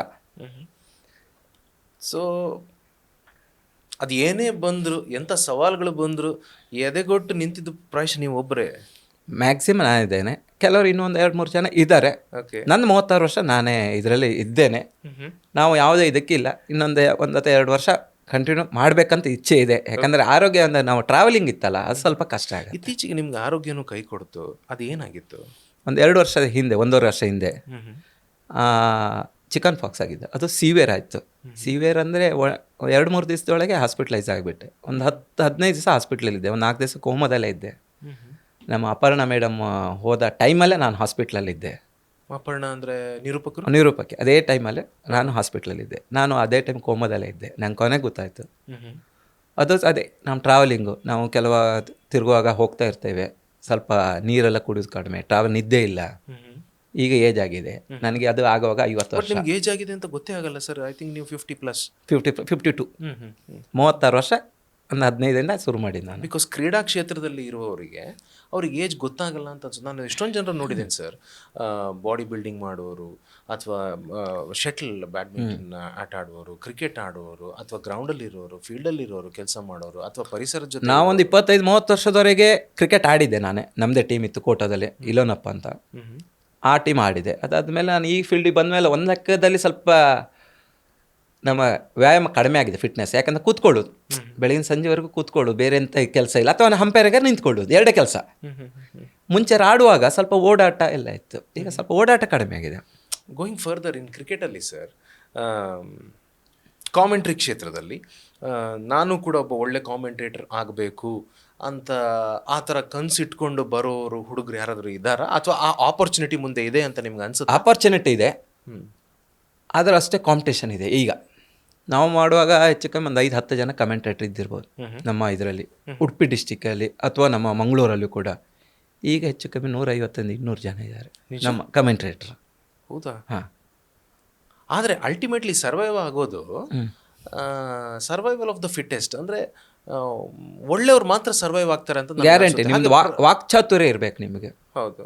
ಆ ಪಂದ್ಯದಲ್ಲಿ ಹಿಡಿತಾ ಇತ್ತಾ, ನಿಮ್ಮ ವಾಯ್ಸ್ ಒಳ್ಳೆ ಇತ್ತಾ, ನೀವು ಗ್ಯಾರಂಟಿ ಕಮೆಂಟ್ರಿ ಫೀಲ್ಡ್ ಒಳ್ಳೆ ಇದೆ. ಓಕೆ. ಕನ್ನಡದ ಜೊತೆಗೂ ಸ್ವಲ್ಪ ಇಂಗ್ಲೀಷು ಬೇಕು ಈಗ. ಓಕೆ. ಇಂಗ್ಲೀಷಲ್ಲಿ ಸ್ವಲ್ಪ ವಿರಳ, ಹಿಂದಿಯಲ್ಲಿ ವಿರಳ ಇದ್ದಾರೆ, ಕನ್ನಡದಲ್ಲಿ ತುಂಬ ಜನ ನಮ್ಮಲ್ಲಿ ಪೈಪೋಟಿ ಇದೆ. ಓಕೆ. ನಾನು ಕೇಳ್ಬೋದಾ ಗೊತ್ತಿಲ್ಲ, ಬೇಡ ಅಂತಂದರೆ ನೀವು ಇದಕ್ಕೆ ಉತ್ತರ ಕೊಡೋದು ಬೇಡ ಸರ್. ಇದರಲ್ಲಿ ಸಂಭಾವನೆ ಎಲ್ಲ ಹೇಗೆ ಸಿಗುತ್ತೆ? ಅಡ್ಡಿಲ್ಲ, ಮ್ಯಾಚಸ್ಗೆಲ್ಲ ಸಂಭಾವನೆ ಒಳ್ಳೆ ಕೊಡ್ತಾರೆ, ಡೀಸೆಂಟ್ ಆಗಿ ಸಿಗುತ್ತೆ. ಡೀಸೆಂಟ್ ಆಗಿ ಕೊಡ್ತಾರೆ. ಅಂದರೆ ನೀವು ಅಷ್ಟು ಪ್ರಯಾಣ ಬೆಳೆಸಿರೋದಕ್ಕೆ, ಅಷ್ಟು ಶ್ರಮ ಇಲ್ಲ, ಹಾಕಿದ್ದಕ್ಕೆ, ಟ್ರಾವೆಲಿಂಗು ನಿದ್ರೆ ಬಿಟ್ಟಿದ್ದಕ್ಕೆ. ಇದೆಲ್ಲ ಇದು ಊಟ ತಿಂಡಿ ಎಲ್ಲ ಕೊಡ್ತಾರೆ. 3,000 to 5,000 ಕೊಡ್ತಾರೆ ಹೊರಗೆಲ್ಲ. ಹಾಂ, ಪರ್ ಡೇ ಮ್ಯಾಚಸ್ ಅಲ್ಲ. ನಾವು ಬೇರೆಯವರಿಗೆಲ್ಲ ಹೋಲಿಸಿದ್ರೆ ಕಡಿಮೆನೆ, ಆದರೆ ಏನು ಮಾಡಲಿಕ್ಕಿಲ್ಲ. ಈ ಕಾಂಪಿಟೇಷನ್ ಬಂದಮೇಲೆ ಮತ್ತದ ವ್ಯಾಲ್ಯೂ ಡೌನ್ ಆಗಿದೆ ಈಗ. ಬಿಟ್ಟರೆ ನಾವು ಮುಂಚಿನ ಮಾಡ್ತಾ ಇದ್ದೇವೆ. ಬಿಟ್ಟರೆ ಈಗ ಕಾಂಪಿಟೇಷನ್ ಯಂಗ್ಸ್ಟರ್ಸ್ ಬಂದರು. ಈಗ ನಾನು ಹೇಳಿದ 3,000-5,000 ಅದು 1,500-2,000 ಹೋಗೋರು ಇದ್ದಾರೆ ಈಗ ಅಟ್ ಪ್ರೆಸೆಂಟ್. ಬೆಂಗಳೂರಿಗೆ ಬರ್ತಾರೆ. ಅದು ಸ್ವಲ್ಪ ಖೇದಕರ ಅಲ್ವಾ? ಯಾಕಂದರೆ ನಾವು ಒಂದು ಹಂತದಲ್ಲಿ ಒಳ್ಳೆ ಒಂದು ಅಮೌಂಟ್ ಮಾಡಿ ಇಟ್ಟಿದ್ದೇವೆ, ಯಂಗ್ಸ್ಟರ್ಸಿಗೆ ಒಳ್ಳೇದಾಗಲಿ ಅಂತ. ಅದನ್ನ ಅವರೇ ಹಾಳು ಮಾಡ್ಕೊಳ್ತಾ ಇದ್ದಾರೆ. ಆ ಥರ ಆದರೆ ಇತ್ತಲ್ಲ, ಯಂಗ್ಸ್ಟರ್ ಬೆಳೆಯೋರಿಗೆ ಕಷ್ಟ ಆಗತ್ತೆ. ಯಾಕೆ ನಂಬ್ಕೊಂಡಿದ್ದ ಇದ್ರೆ ಭಾಳ ಕಷ್ಟ. ಓಕೆ. ರಾಜ್ಯದಲ್ಲಿ ನೀವು ಇಷ್ಟಪಡುವಂಥ ಕಾಮೆಂಟೇಟರ್ ಯಾರು? ಇಲ್ಲ, ತುಂಬ ಜನ ಇದೆ. ವಿಜಯ್ ಭಾರದ್ವಾಜ್, ಈಗ ಸ್ಟಾರ್ ಸ್ಪೋರ್ಟ್ಸಲ್ಲಿ ಹೇಳೋಕ್ಕೋದು ವಿಜಯ್ ಭಾರದ್ವಾಜ್ ಇಷ್ಟ ಆಗುತ್ತೆ. ಅಡ್ಡಿಲ್ಲ. ಶ್ರೀನಿವಾಸ್ ಮೂರ್ತಿ ಕೆಲವೊಮ್ಮೆ, ಓಕೆ, ಜಾನಿ, ಓಕೆ, ಇಬ್ಬರೇ, ಮತ್ತೆಲ್ಲ ಅಷ್ಟು ಇದರಲ್ಲಿ ಬರೋದಿಲ್ಲ. ಇಂಗ್ಲೀಷ್ ಕಾಮೆಂಟೇಟರ್ಸ್ ನಿಮ್ಗೆ ತುಂಬ ಇಷ್ಟ ಆಗೋರು ಯಾರು ಮತ್ತು ಯಾಕೆ ಅದು ಹೇಳಬೇಕು ನೀವು? ಅಲ್ಲ, ಹಾಗಂತ ಇಲ್ಲ. ಅಲ್ಲ, ನನಗೆ ಟೋನಿ ಗೆರೆಗೆ ಅಲ್ಲ, ಮುಂಚಿನ ಈಗಿನವ್ರು ಅಷ್ಟು ಬರೋದಿಲ್ಲ. ಮುಂಚಿಂದೆ ಎಲ್ಲ ಹಿಂದಿನ ಕಾಲದವರಿದೆ. ಗವಾಸ್ಕರ್ ಇದೆಲ್ಲ ನಾನು ಕೇಳುವಾಗ ಟೋನಿಗೆ ಚಾಪಲ್ ಸಹೋದರು ಅವ್ರದ್ದೆಲ್ಲ ಒಳ್ಳೆ ಕಮೆಂಟ್ರಿ ಬರ್ತಾ ಇತ್ತು. ಈಗ ಅಷ್ಟೊಂದು ಬರ್ತಾ ಇಲ್ಲ. ಗವಾಸ್ಕರ್ ಎಲ್ಲ ಒಳ್ಳೆ ಬರ್ತಾ ಇದ್ದಾರೆ. ಓಕೆ. ಇದಿಷ್ಟು ಕಾಮೆಂಟ್ರಿ ಆಯಿತು. ಇನ್ನು ನಿಮ್ಮ ಅಂಪೈರಿಂಗ್ ಬಗ್ಗೆ ಮಾತಾಡೋಣ ಸರ್. ಸೊ ನೀವು ಎಕ್ಸಾಮ್ ಬರೆದ್ರಿ ಅಂತ ಹೇಳಿದ್ರಿ. ಸೊ ಅದೇನು ಎಕ್ಸಾಮ್? ನಮ್ಗೆ ನಿಜಕ್ಕೂ ಅಂದರೆ ಎಷ್ಟೊಂದು ಜನರಿಗೆ ಅದ್ರ ಬಗ್ಗೆ ಗೊತ್ತಿರಲಿಕ್ಕಿಲ್ಲ. ಅಂಪೈರಿಂಗ್ ಮಾಡಬೇಕು ಅಂತಂದರೆ ಯಾವುದೋ ಪರೀಕ್ಷೆ ಬರೆದು ಅಲ್ಲಿ ತೇರ್ಗಡೆ ಹೊಂದಿ ನಂತರ ಅವರು ಟೂರ್ನಮೆಂಟಿಗೆ ಬರಬೇಕು ಅಂತ. ಇದ್ರ ಬಗ್ಗೆ ಸ್ವಲ್ಪ ಹೇಳಿ. ಮತ್ತು ಇದು is it A good career ಅದನ್ನು ಕೂಡ ಹೇಳಿ. ಅಂಪೈರಿಂಗ್ ಏನು ಒಳ್ಳೆ ಕೆರಿಯರೇ. ಕಮೆಂಟ್ರಿಗಿಂತ ಅಂಪೈರಿಂಗು. ಕಮೆಂಟ್ರಿ ಈಸಿಯಾಗಿ ಅವೈಲೇಬಲ್. ನಿಮಗೆ ಕಮೆಂಟ್ರಿ ಎಲ್ಲೂ ಬೇಕಾದ್ರೂ ಮಾಡ್ಬೋದು, ಲೋಕಲ್ ಮಾಡ್ಬೋದು, ಹೊರಗೆ ಹೋಗ್ಬೋದು. ಅಷ್ಟು ಒಳ್ಳೆ ಹೆಸರು ಇದೆ, ನಿಮ್ಗೆ ಇಂಟರ್ನ್ಯಾಷನಲ್ ಹೋಗ್ಬೋದು. ಆದರೆ ನಿಶ್ಚಿತ ಇದು ಇನ್ಕಮ್, ಇದರಿಂದ ಜಾಸ್ತಿ ಇನ್ಕಮ್ ಅಂತೂ ಇಲ್ಲ. ಸ್ಟಾರ್ ಸ್ಪೋರ್ಟ್ಸಿಗೆಲ್ಲ ಹೋಗ್ಲಿಕ್ಕೆ ಭಾಳ ಕಷ್ಟ ಇದೆ ಈಗಿನ ದಿನದಲ್ಲಿ. ಯಾಕಂದರೆ ಅವರೇ ರಣಜಿ ಪ್ಯಾನಲ್ ಥರ ಮಾಡ್ಕೊಂಡ್ಬಿಟ್ಟಿದ್ದಾರೆ, ಹೊರಗಿನವ್ರು ಯಾರಿಗೂ ಆಸ್ಪದ ಕೊಡೋದಿಲ್ಲ. ಆದರೆ ಅಂಪೈರ್ ಆದರೆ ಅದಕ್ಕೆ ಅಂಪೈರಿಂಗ್ ಎಕ್ಸಾಮ್ ಇರ್ತದೆ. KC ಅವ್ರು ಕಂಡಕ್ಟ್ ಮಾಡ್ತಾರೆ, ಕರ್ನಾಟಕ ಸ್ಟೇಟ್ ಕ್ರಿಕೆಟ್ ಅಸೋಸಿಯೇಷನ್. ನಾನು 2000ರಲ್ಲಿ ಪಾಸಾಗಿದ್ದೇನೆ. ನಾನು ಈಗ 26 ವರ್ಷ ಆಯ್ತು ಅಂಪೈರಿಂಗ್ ಮಾಡಿ. ಈಗ ಒಂದು 2 ವರ್ಷದಿಂದ ಸ್ವಲ್ಪ ಕಡಿಮೆ ಮಾಡಿದ್ದೆ, ನಾನು ಆರೋಗ್ಯ ಇದರಿಂದ ಕಡಿಮೆ ಮಾಡಿದ್ಬಿಟ್ರೆ. ಆ ಟೈಮಲ್ಲೆಲ್ಲ ತುಂಬ ಜನ ಅಂಪೈರ್ಸ್ ಇದ್ದಿದ್ರು. ಸರ್, ಆ ಎಕ್ಸಾಮ್ ಬಗ್ಗೆ ಸ್ವಲ್ಪ ಹೇಳಿ. ಅಂದರೆ ಎಷ್ಟು ಸಬ್ಜೆಕ್ಟ್ಸ್ ಇರುತ್ತೆ, ಅದಕ್ಕೆ ಸಬ್ಜೆಕ್ಟ್ ಅಂತಲ್ಲ, ಅದು ನಿಮಗೆ ಥಿಯರಿ ಮತ್ತು ಪ್ರಾಕ್ಟಿಕಲ್ ಮಾಡ್ತಾರೆ. ಮೋಸ್ಟ್ ಪ್ರಾಬಬ್ಲಿ ಈಗ ಮಂಗಳೂರಲ್ಲಿ ಶುರು ಮಾಡಿದೆ. ಮುಂಚೆ ನಾವೆಲ್ಲ ಮಾಡ್ತಾಯಿದ್ದೆ ಚಿನ್ನಸ್ವಾಮಿ ಸ್ಟೇಡಿಯಂ ಬೆಂಗಳೂರಲ್ಲೇ ಮಾಡಿದ್ದು. ಹೇಗಿರುತ್ತೆ ಎಕ್ಸಾಮ್, ಯಾವ ಥರ ಅಂತ? ಬರೀಲಿಕ್ಕೆ ಕೆಲವೊಂದು ಇದೆಲ್ಲ ರನ್ ರೇಟ್ ಬಗ್ಗೆ ಅಥವಾ ಔಟ್ ಬಗ್ಗೆ ಎಲ್ಲ ಅವರು ಸ್ವಲ್ಪ ಕನ್ಫ್ಯೂಷನ್ ಆಗಿ ಕೊಡ್ತಾರೆ. ಒಂದು 50-100 ಮಾರ್ಕಿಂದು ಥಿಯರಿ ಕೊಡ್ಬೋದು. ಪ್ರಾಕ್ಟಿಕಲ್ ಗ್ರೌಂಡಿಗೆ ಹೋದಾಗ ನೋಬಾಲ್ ಹಾಕ್ತಾರೆ, ವೈಡ್ ಹಾಕ್ತಾರೆ. ಆಗ ಏನಂತ ಕೇಳ್ತಾರೆ, ನಾವು ಕರೆಕ್ಟ್ ಆನ್ಸರ್ ಕೊಡಬೇಕು. ಜಸ್ಟ್ ಫರ್ಮ್ ಡಿಸಿಷನ್ ಇರಬೇಕು. ಮತ್ತು ಕ್ರಿಕೆಟ್ ನಾಲೆಜ್ ರೂಲ್ಸ್ ಅಂತಿದೆ, ಅದ್ರ ಬಗ್ಗೆ ಸ್ವಲ್ಪ ಥಿಂಗ್ಸ್ ನಿಮಗೆ ಬೇಸಿಕ್ ಆಗಿ ಅದ್ರ ಬಗ್ಗೆ ಮನೆ ಇರಬೇಕು. ಇದಕ್ಕೆಲ್ಲ ಓದೋದಕ್ಕೆ ಪ್ರಾಪರ್ ಟೆಕ್ಸ್ಟ್ ಬುಕ್ಸ್ ಎಲ್ಲ ಇದೆ. MCC ಲಾಸ್ಗಳೆಲ್ಲ ಇದೆ. ಅದ್ರ ಬಗ್ಗೆ ಎಲ್ಲ ಸ್ವಲ್ಪ ಗೊತ್ತಿದ್ರೆ ನಿಮ್ಮ ಅಂಪೈರಿಂಗ್ ಎಕ್ಸಾಮ್ ಒಳ್ಳೇದೇ. ಇದು ಸ್ವಲ್ಪ ಹೇಳಿ ಸರ್. ಈ ಅಂಪೈರಿಂಗ್ ಎಕ್ಸಾಮಲ್ಲಿ ಈಗ ಇತ್ತೀಚೆಗೆ ಬದಲಾದಂಥ ಸಾಕಷ್ಟು ರೂಲ್ಸ್ಗಳು, 1-2 ರೂಲ್ಸ್ ಇಲ್ಲ, ನಮಗೇನೋ ಒಂಥರ ಕ್ರಿಕೆಟಿನ ರೂಲ್ಸನ್ನು ಚೇಂಜ್ ಮಾಡಿಬಿಟ್ಟಿದ್ದಾರೆ. ಆ ಸಿಕ್ಸರ್ ಇದು ಮುಂಚೆ ಸಿಕ್ಸರ್ ತಡೆಯೋದು, ಹೊರಗೋದು ತಡಿಬೋದು. ಈಗ ಸ್ವಲ್ಪ ಅದೆಲ್ಲ ಒಳಗೆ ಇದ್ದು ಅದನ್ನು ಹಾರಿಸ್ಬೇಕು, ಬಾಲನ್ನು ಸ್ವಲ್ಪ ಚೇಂಜ್ ಮಾಡಿದ್ದಾರೆ. ಅಲ್ಲದಿದ್ರೂ ಉಂಟಲ್ಲ, ಇವರು ಬೇರೆ ಬೇರೆ ರೂಲ್ಸ್ ಮಾಡೋದು. ನಂಗೆ ನಿಜವಾಗಿ ಇಂಪ್ಯಾಕ್ಟ್ ಪ್ಲೇಯರ್ ಇದ್ರ ಬಗ್ಗೆ ಎಲ್ಲ ಅಷ್ಟು ಇಂಟ್ರೆಸ್ಟ್ ಇಲ್ಲ. ಯಾಕಂದ್ರೆ 11 ಜನ ಆಡ್ಬೇಕು ನೀವು. ಓಕೆ. ಯಾರೋ ಒಬ್ಬನ ತೋರೋದು, ಅವ ಯಾರನ್ನೂ ಆಡ್ತಾರೆ. ಕೆಲವು ಮ್ಯಾಚ್ ಭಾಳ ಕಷ್ಟ. ನಿಮ್ಗೆ ಲೆದರಲ್ಲೆಲ್ಲ ನಡೀತದೆ. ಇಂಥದ್ದೇ ಟೆನ್ನಿಸ್ ಬಾಲ್ ಯಾರು ಪ್ಲೇಯರ್ ಅಂತ ಗೊತ್ತಾಗೋದಿಲ್ಲ, ಯಾವ ಟೀಮಲ್ಲಿ ಆಡ್ತಾರೆ ಗೊತ್ತಾಗೋದಿಲ್ಲ. ಕ್ರಿಕೆಟ್ ಒಂಥರ ಚೇಂಜಸ್ ಮಾಡ್ತಾ ಇದ್ದಾರೆ. ಅದು ಅಂಪೈರ್ಗೂ ಕಕ್ಕಾಬಿಕ್ಕಿ ಆಗುತ್ತೆ ರೂಲ್ಸ್ಗಳು. ಕೆಲವೊಂದೀಗ ಅಂಪೈರಿಗೆ ಸ್ವಲ್ಪ ಈಸಿ ಆಗಿದೆ, ಥರ್ಡ್ ಅಂಪೈರ್ ಎಲ್ಲ ಬಂದಿದ್ದಾರೆ. ಏನಿದ್ರು ಕೂಡ ಥರ್ಡ್ ಅಂಪೈರಿಗೆ ಡಿಸಿಷನ್ ಫಾರ್ವರ್ಡ್ ಆಗುತ್ತೆ, ಅವ್ರು ಸೇಫ್ ಆಗ್ತಾರೆ ಗ್ರೌಂಡ್ ಅಂಪೈರ್ಸ್. ಹೌದು. ಆದರೆ ನಮಗೆ ಲೆದರಲ್ಲಿ ಡಿವಿಷನ್ ಮ್ಯಾಚಸ್ಸಲ್ಲಿ ಎಲ್ಲೂ ಥರ್ಡ್ ಅಂಪೈರ್ ಇಲ್ಲ, ನಮ್ಮದೇ ಡಿಸಿಷನ್ ಇರುತ್ತೆ. ಅದು ಕಷ್ಟ ಆಗುತ್ತೆ. ಕೆಲವೊಂದು ಬೆಂಗಳೂರಲ್ಲಿ ಮ್ಯಾಚಸ್ ಎಲ್ಲ ಸ್ವಲ್ಪ ಟಫ್ ಇರುತ್ತೆ, 2 days ಮ್ಯಾಚಸ್ಸು. ನನ್ನ ಕಲಿಗೆ ಒಂದು 7-8 ವರ್ಷ ನಾನು ಹಿಂದೆ ಮಾಡಿದ್ದು ಮೋಹಿತ್ ಕೃಷ್ಣದಾಸ್ ಅಂತ, ಬೆಂಗಳೂರವರು. ಈಗ IPL ಅಂಪೈರಿಂಗ್ ಅವರು. ನಾನು ಅವರು ಈ ಸೀಸನಲ್ಲಿ ಇದ್ದಾರೆ, ಈ ಸೀಸನ್ ಇದ್ದಾರೆ. ಓಕೆ. ನಾನು ಅವರು ಒಂದು ಮ್ಯಾಚ್ ಬೆಂಗಳೂರು ಮಾಡಿದೆ, 2 days ಮ್ಯಾಚ್ ಮಾಡಿದೆ, ಅಂಡರ್ 15 ಏನೋ.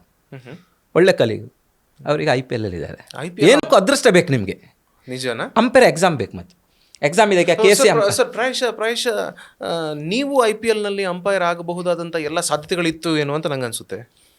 ಇದ್ದಿರ್ಬೋದಿತ್ತು, ಆದರೆ ನನ್ನ ಎಕ್ಸಾಮ್ ಒಂದು ಹಂತ ಬರೀಲಿಲ್ಲ. ಆ ಟೈಮಲ್ಲೆಲ್ಲ ಒಂದು 7-8 ವರ್ಷಕ್ಕೆ ಎಕ್ಸಾಮ್ ಇತ್ತು ಅವ್ರದ್ದು, next level exam. Okay. So ನಮ್ಮ ಮನೆ ಇದರಿಂದ ಪ್ರಾಬ್ಲಮಿಂದ ಎಕ್ಸಾಮ್ ಬರೀಲಿಕ್ಕಾಗಲಿಲ್ಲ. ಓಕೆ. ಒಂದು ಹಂತದಲ್ಲಿ ಏಜ್ ಆಯಿತು, ಅದಕ್ಕೆ ಏಜ್ ಆಗಿದೆ, ಮತ್ತು ಎಕ್ಸಾಮ್ ಸ್ವಲ್ಪ ಟಫ್ ಇರ್ತದೆ. ಅದು ನಾಗ್ಪುರದಲ್ಲಿ ಆಗೋದು, ಲೆವೆಲ್ A B ಎಲ್ಲ ಬರ್ತದೆ.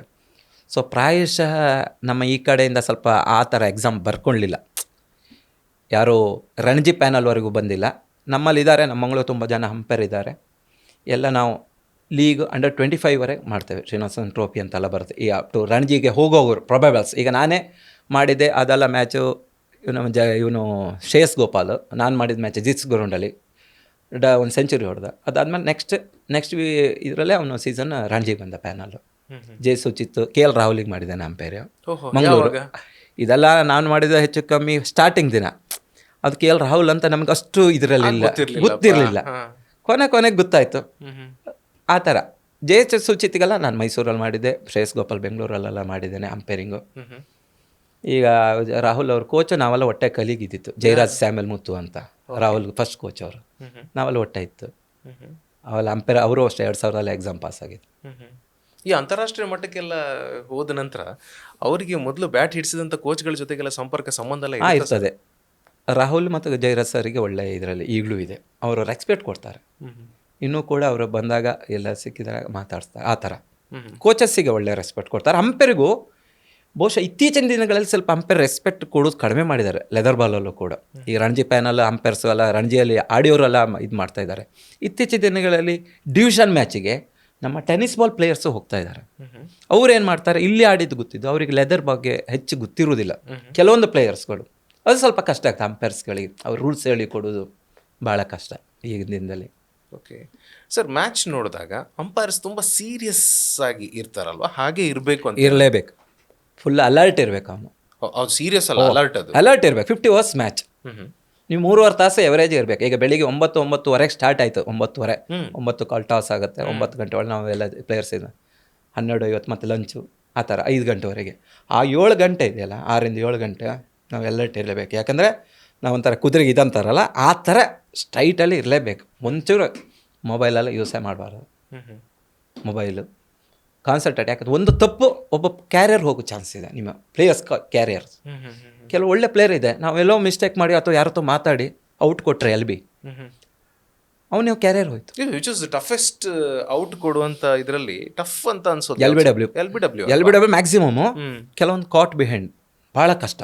ಆ ಪ್ಯಾಡ್ ಮತ್ತು ಬ್ಯಾಟನ್ನು ಇದರಲ್ಲಿ ಜಸ್ಟ್ ಸ್ನಿಕ್ ಆಗಿರುತ್ತೆ, ಗೊತ್ತಾಗೋದಿಲ್ಲ. ಈಗಾರೆ ನಿಮ್ದು ಬೇರೆ ಬೇರೆ DRS ಇದೆ ಏನೆಲ್ಲ ಸಿಗ್ತದೆ, ನಮ್ಮಲ್ಲ ಅದೆಲ್ಲ ಏನೂ ಇಲ್ಲ. ನಾವು ಡಿವಿಷನ್ ಮ್ಯಾಚ್ ಮಾಡೋದು ಅಥವಾ ಅಂಡರ್ 19 ಈ ಥರ, first division, second, third division, ನಮ್ಗೆ ಏನಿಲ್ಲ. ನಾವು ಆ ಮೂಮೆಂಟ್ ಏನು ಕೊಟ್ಟರೆ ಫರ್ಮ್ ಡಿಸಿಷನ್ ಕೊಡಬೇಕಷ್ಟೇ. ನೀವು ಔಟ್ ಆರ್ ನಾಟ್ ಔಟ್, ಅದನ್ನ ಮತ್ತೆ ನೋಡುವಂಥ ಅವಕಾಶ ಚಾನ್ಸೇ ಇಲ್ಲ, ನಮ್ಗೆ ಚಾನ್ಸೇ ಇಲ್ಲ. ಏನು ಮಿಸ್ಟೇಕ್ ಆದರೆ ಅಲ್ಲಿಂದ ಹೊರಗಿನ ಕೂಗೋಕೆ ಶುರು ಮಾಡ್ತಾರೆ ಅಷ್ಟೇ. ಎಕ್ಸಾಕ್ಟ್ಲಿ. ಧೈರ್ಯ. ಬಟ್ ನೀವು ಪ್ರೂವ್ ಮಾಡೋದು ಹೇಗೆ? ಔಟ್, ನನ್ನ ಡಿಸಿಷನ್ ಔಟ್ ಆಗಿದೆ, ಓಕೆ ಅಷ್ಟೇ. ಆ ಮೂಮೆಂಟ್ ಅಂಪೈರ್ ಮೇಯ್ನ್ ಇದಂತ ನಮ್ಮ ಡಿಸಿಷನ್ ಫಾರ್ಮ್ ಇರಬೇಕು. ಸರ್ ಒಂದ್ಸತಿ ಔಟ್ ಅನ್ನೋದು, ಇನ್ನು ನಾಟ್ ಔಟ್ ಅಂದ್ಕೊಳ್ಳೆ ಆ ಟೀಮಿನವ್ರು ಗಲಾಟೆ ಮಾಡ್ತಾರೆ, ನಾಟ್ ಔಟ್ ಅಂದರೆ ಈ ಟೀಮಿಗೆ ಗಲಾಟೆ ಮಾಡ್ತಾರೆ. ಅದಕ್ಕಿಂತ ಒಂದೇ decision, out or not out. ಕೆಲಸ ಮಿಸ್ಟೇಕ್ ಆಗ್ತದೆ, ಅಂಪೈರ್ ಏನು ಇದಲ್ಲ ದೇವರಲ್ಲ. ಈಗೆಲ್ಲ ನಿಮಗೆ ಥರ್ಡ್ ಅಂಪೈರ್ ಅಥವಾ ಬೇರೆ ಬೇರೆ ಫೋರ್ತ್ ಅಂಪೈರ್ವರೆಗಿದೆ ತಂತ್ರಜ್ಞಾನ ಇದೆ. ಈಗಲೂ ಡಿವಿಷನ್ ಮ್ಯಾಚಿಗೆ ಯಾವುದೂ ತಂತ್ರಜ್ಞಾನ ಇಲ್ಲ. ಬಟ್ ನಂಗೆ ಅನ್ಸುತ್ತೆ ಈಗಲೂ ಟೆನ್ನಿಸ್ ಬಾಲ್ ಟೂರ್ನಮೆಂಟ್ಗಳಲ್ಲೆಲ್ಲ ಬೇಕಾದಷ್ಟು ಕ್ಯಾಮ್ರಾಸ್ ಅಲ್ಲಿದೆ, ಲೆದರ್ ಬಾಲಲ್ಲಿ ಇಲ್ಲ. ನಮ್ಮ ಡಿವಿಷನ್ ಮ್ಯಾಚ್ ಎಲ್ಲಿದೆ? ಅಂಡರ್ 19 ಇರಲಿ, ಅಂಡರ್ 16 ಆಗಲಿ, ಎಲ್ಲೂ 23 ಮ್ಯಾಚ್ ಆಗಲಿ, ಫಸ್ಟ್ ಡಿವಿಷನ್, ಸೆಕೆಂಡ್ ಡಿವಿಷನ್, ನಾವು ಈಗ ಮಂಗಳೂರು ಝೋನಲ್ಲೇ ಮಾಡ್ತಾ ಇದ್ದೀವಿ. ನಮಗೆ ಯಾವುದೂ ಇದಿಲ್ಲ. ಆ ಮೂಮೆಂಟಿಗೆ 2 ಸೌಂಡ್ ಬರುತ್ತೆ, ಬ್ಯಾಟ ಪ್ಯಾಡ, ಡಿಸಿಷನ್ ಅಷ್ಟೇ, perfect, is out or not out. ಮಾತಾಡ್ತಾರೆ, ಕೆಲವೊಂದು ಪ್ಲೇಯರ್ ಸ್ವಲ್ಪ ಇದು ತೋರಿಸ್ತಾರೆ, ಏನು ಮಾಡಲಿಕ್ಕಿಲ್ಲ ಆ ಮೂಮೆಂಟ್ ಅವನು ಮ್ಯಾಚನ್ನ ಹ್ಯಾಂಡಲ್ ಮಾಡಬೇಕು ಆ ಅಂಪೈರ್, ಅದು ಕ್ಲಿಯರ್. ಓಕೆ. ಸೊ ನಿಮ್ಮ ಈ ಕೆರಿಯರ್ನಲ್ಲಿ ಅಂಪೈರಿಂಗ್ ಸಂದರ್ಭದಲ್ಲಿ ಆದಂಥ ಏನಾದರೂ ಅವಾಂತರಗಳು ಇಲ್ಲ ಆಫ್ ದಟ್ ಸಾರ್ಟ್? ಕೆಲವೊಮ್ಮೆ ಮಿಸ್ಟೇಕ್ ಮಾಡಿದೆ ನಾನು ಕೂಡ, ಇಲ್ಲ ಅಂತಿಲ್ಲ. ಯಾಕಂದ್ರೆ LBW ಆಗ ನಾ ಹೇಳಿದಾಗೆ ಬ್ಯಾಟ್ ಮತ್ತು ಪ್ಯಾಡ್ ಜಸ್ಟ್ ಅವ್ನು ಕನ್ವಿನ್ಸ್ ಮಾಡ್ತೇವೆ, ನಾಟ್ ಔಟ್ ಅಥವಾ ಔಟ್, ಜಸ್ಟ್ ಔಟ್ ಆಗಿದೆ ಸರ್, ನಾಟ್ ಔಟ್ ಅಲ್ಲ, ನನಗೆ ಗೊತ್ತಿತ್ತು ಅಷ್ಟೇ, ಆ ಮೂಮೆಂಟ್ ಹಾಗೆ ಅಷ್ಟೇ. ಆಗ ನಾವೇನು ಆ ಕನ್ವಿನ್ಸ್ ಮಾಡೋದ್ರೊಳಗಿದೆ ಅವನ ಗೇಮ್, ಅವಾಗ ಸುಮ್ಮನೆ ಹೋಗ್ತಾನೆ. IPL ಎಲ್ಲ ನೋಡಿದಾಗ ಇತ್ತೀಚೆಗೆ ಬೆಳೆದಂಥ ತಂತ್ರಜ್ಞಾನದಲ್ಲಿ ಆ್ಯಸ್ ಎ ವೀವರ್ ಆಗಿ ನನಗೆ ಅನಿಸುವಂಥದ್ದು, ಅಲ್ಲಿ ಅಂಪೈರ್ಸ್ಗಳಿಗೆ ಕೆಲಸ ಏನೋ ಸ್ವಲ್ಪ ಕಡಿಮೆನೋ ಏನೋ, they are on the safer zone. ಈಗ ನಂಗೆ ಗೊತ್ತಿಲ್ಲ ಅಂದ್ರೆ ಥರ್ಡ್ ಅಂಪೈರ್ ಅಂತ ಕೊಟ್ಟರು, ಅಥವಾ ಅವರಿಗೆ ಚಾನ್ಸಸ್ ಇದೆ, ಅವ್ರು ಥರ್ಡ್ ಅಂಪೈರ್ ಅವಕಾಶ ಇದ್ರೂ ಕೂಡ ಅವ್ರು ಮಿಸ್ಟೇಕ್ ಮಾಡ್ತಾರೆ. ಕೆಲವೊಮ್ಮೆ ಅನವಶ್ಯಕ ಕೆಲವೊಂದು ಕ್ಯಾಚ್ಗಳನ್ನೆಲ್ಲ ನೋಡಿ ತಂತ್ರಜ್ಞಾನ ಗೊತ್ತಿಲ್ಲ, ಅವ್ರದ್ದು ಯಾವುದೋ ಒಂದು ರೂಲ್ಸಲ್ಲಿ ಹೇಳ್ತಾರೆ. ನಮ್ಮ ತಂತ್ರಜ್ಞಾನವೇ ಇಲ್ಲ ಇಲ್ಲಿ, ಟೆನಿಸ್ ಇರಲಿ ಲೆದರ್ ಇರಲಿ, ತಂತ್ರಜ್ಞಾನ ಇಲ್ಲ, ಆದರೂ ನಾವು ಮಾಡ್ತೇವೆ. ಅವ್ರ ತಂತ್ರಜ್ಞಾನ ಜಾಸ್ತಿ ಆಯಿತು, ಅವ್ರಿಗೆ ಅವಶ್ಯಕತೆ ಆದರೂ ಅವ್ರಿಗೆ ಆಗ್ತಾ ಇಲ್ಲ. ಓಕೆ. ಸೊ ಸರ್, ಇನ್ನು ಮುಂದಿನ ದಿನಗಳಲ್ಲಿ ಈಗ AI ಕಾಲ ಬಂದಿದೆ, DRS ಬಂದಿದೆ, ಥರ್ಡ್ ಅಂಪೈರ್ ಇದ್ದಾರೆ, ಫೋರ್ತ್ ಅಂಪೈರ್ ಇದ್ದಾರೆ. ಡೂ ಯು ಥಿಂಕ್ ಮುಂದಿನ ದಿನಗಳಲ್ಲಿ ಅಂಪೈರ್ ಅವಶ್ಯಕತೆನೇ ಇರಲಿಕ್ಕಿಲ್ಲ ಅಂತ? ಇದ್ದಿರ್ಬೋದು, ಇನ್ನೊಂದು 5-10 ವರ್ಷದಲ್ಲಿ ರೋಬೋಟ್ ಥರ ಮಾಡ್ಬೋದು ಅಂಪೈರಿಂಗ್. ಯಾಕಂದ್ರೆ ಪರ್ಫೆಕ್ಟ್ ಡಿಸಿಷನ್ ಇದು ಮಾಡಿದ್ರೆ ಆಯ್ತು. ಈಗ ವೈಡು ನೋ ಬಾಲ್ ಅದೆಲ್ಲ ಕೊಡ್ಬೋದು ತಂತ್ರಜ್ಞಾನ, ಯಾಕಂದರೆ ತಂತ್ರಜ್ಞಾನ ಬೆಳೆದಿದೆ ತುಂಬ, ಮುಂದಿನ ದಿನ ಆಗ್ಬೋದು, ಗ್ಯಾರಂಟಿ. ಸರ್, ಈ ಕೆರಿಯರ್ ಮಾಡ್ಕೊಳ್ಬೋದಾ ಅಂಪೈರಿಂಗ್? 100% ಮಾಡ್ಬೋದು. ಅಂದರೆ ಹಾಗಲ್ಲ ನಾನು ಕೇಳ್ತಿರುವಂಥದ್ದು, ವರ್ಷ ಪೂರ್ತಿ ಅವರಿಗೆ ಕೈ ತುಂಬ ಕೆಲಸ ಇರುತ್ತಾ, ಅವರಿಗೆ ಬೇಕಾದಷ್ಟು ಸಂಬಳ ಸವಲತ್ತುಗಳೆಲ್ಲ ಸಿಗುತ್ತಾ? ಈಗ ನಮ್ಮ KS ಇಂದ 2,500 ಪರ್ ಡೇ ಅಂಪೈರಿಂಗ್ ಕೊಡ್ತಾರೆ. KS ಲೆದರ್ ಮ್ಯಾಚಸ್, ಈಗ ಲೀಗಿಗೆ ಎಲ್ಲ ಮಾಡಿ, ಈಗ ನಮ್ಮ ಕ್ವಾಲಿಫೈಡ್ ಅಂಪೈರ್ಸ್ 2,500 ಕೊಡ್ತಾರೆ. ಅದು ಈಗ 3-3.5 ಆಗ್ಬೋದು. ಈಗ ವೆಂಕಟೇಶ್ ಪ್ರಸಾದ್ ಅವರ ಇದು ಬಂದಿದೆ, ಅವ್ರು ಮುಂಚೆ ಇದ್ದಾಗಲೂ ಅನಿಲ್ ಕುಂಬ್ಳೆ ಅವರೇ ಸ್ವಲ್ಪ ಏರಿಸಿದ್ದು ಹಣವನ್ನು, ಅದು 2.5-3 ಹೋಗ್ಬೋದು. ಅಂದರೆ ಬೆಂಗಳೂರಲ್ಲ ಇದ್ದರೆ, ನೀವು ಇಂಟ್ರೆಸ್ಟಲ್ಲಿದ್ದರೆ ಹೆಚ್ಚು ಕಮ್ಮಿ ನಾನು ಹೇಳಿದಾಗೆ ಒಂದು 150 ದಿನ ಅಂಪೈರಿಂಗ್ ಸಿಗ್ಬೋದು. 150 ದಿನ ಸಿಗ್ತದೆ ಅವನಿಗೆ, ಮಾಡೋ ಇಂಟ್ರೆಸ್ಟ್ ಇದ್ರೆ, ಅಬಿಲಿಟಿ ಇರಬೇಕು ಅವನ ಹತ್ರ. ಎಕ್ಸಾಮ್ ಬರ್ದು ಪಾಸ್ ಆಗಿ ಅವ್ರ ಅಧಿಕೃತ ಅಂಪೈರ್ ನಿಮ್ಮ ಥರ ಆದರೆ 150 ಡೇಸ್ ಅವರಿಗೆ ಅವಕಾಶ ಇದೆ. ಬೆಂಗಳೂರಲ್ಲೇ ಸಿಗ್ತದೆ, 100% ಸಿಗ್ತದೆ. ಮತ್ತು ಅವನ ಲೆವೆಲ್ ಇದ್ದರೆ ಎಲ್ಲಾದರೆ ಇದು ಲೆವೆಲ್ ಪಾಸ್ ಆದರೆ minimum 10,000 to 15,000 per day matches umpiring ಸಿಗ್ತದೆ. ನಿಮ್ಮ IPL ಎಲ್ಲ ಬಿಡಿ, 1,00,000 ಪರ್ ಮ್ಯಾಚ್. ಎಷ್ಟು ಸರ್ ಅಲ್ಲಿ ಎವರೇಜ್ 1,00,000? ಓಕೆ. 1,00,000. ನಮ್ಮಲ್ಲಿ ನಂದನ್ ಅಂತ ಇದ್ದಿದ್ರು ಬೆಂಗಳೂರಲ್ಲಿ ಮುಂಚೆ, ಅವರು IPL ಮಾಡಿದರು. ಈಗ ಮೋಹಿತ್ ಕೃಷ್ಣದಾಸ್ ಇದ್ದಾರೆ. ಮುಂಚೆಲ್ಲ ಶವೀರ್ ತಾವರಾಪುರ ಅವರೆಲ್ಲ ಮಾಡಿದರು, ನಮ್ಮಲ್ಲಿ ತುಂಬ ಜನ ಮಾಡಿದರು. ಮಿನಿಮಮ್ 1,00,000 ಇರ್ಬೋದು ಪರ್ ಮ್ಯಾಚು. ಮತ್ತು ಬಿಡಿ ಅವರಿಗೆ ವಾಸ್ತವ್ಯ, ಟ್ರಾವೆಲಿಂಗ್, ಅನೇಜನ್, ಹೆಸರು, ಕೀರ್ತಿ ಎಲ್ಲ ಬರ್ತದೆ. ಎಲ್ಲ 5 ಸ್ಟಾರ್ 7 ಸ್ಟಾರ್ ಅಲ್ಲೇ ಮಾತುಕತೆ, ಡೀಲಿಂಗ್ ಎಲ್ಲ ನಡೀತಾ ಇರುತ್ತೆ. ಓಕೆ. ಸೊ ಅದೇ ಈಗ IPL ಒಂದು ಲೆಕ್ಕದಲ್ಲಿ ನೋಡಿದ್ರೆ ಒಂದು ಹಣದ ಫ್ಲೋ ಅಲ್ವಾ ಸರ್, ಅದು ಎಕ್ಸ್ಚೇಂಜ್ ಆಫ್ ಮನಿ ಅಲ್ವಾ ಅದು? ಒಂದು ಲೆಕ್ಕದಲ್ಲಿ ಕ್ರಿಕೆಟನ್ನು ಒಂಥರ ಕೊಲ್ತಾ ಇದ್ದಾರ ಅಂತ. ಯಾಕಂದ್ರೆ ಆ ಅಡ್ಡೆ ಇದು ಬಂತು, ಆ ಟೆಸ್ಟ್ ಇತ್ತು 5 ದಿವಸ, ನೋಡ್ಲಿಕ್ಕೆ ಖುಷಿ, ಏನು ಖುಷಿ, ತುಂಬ ಖುಷಿ.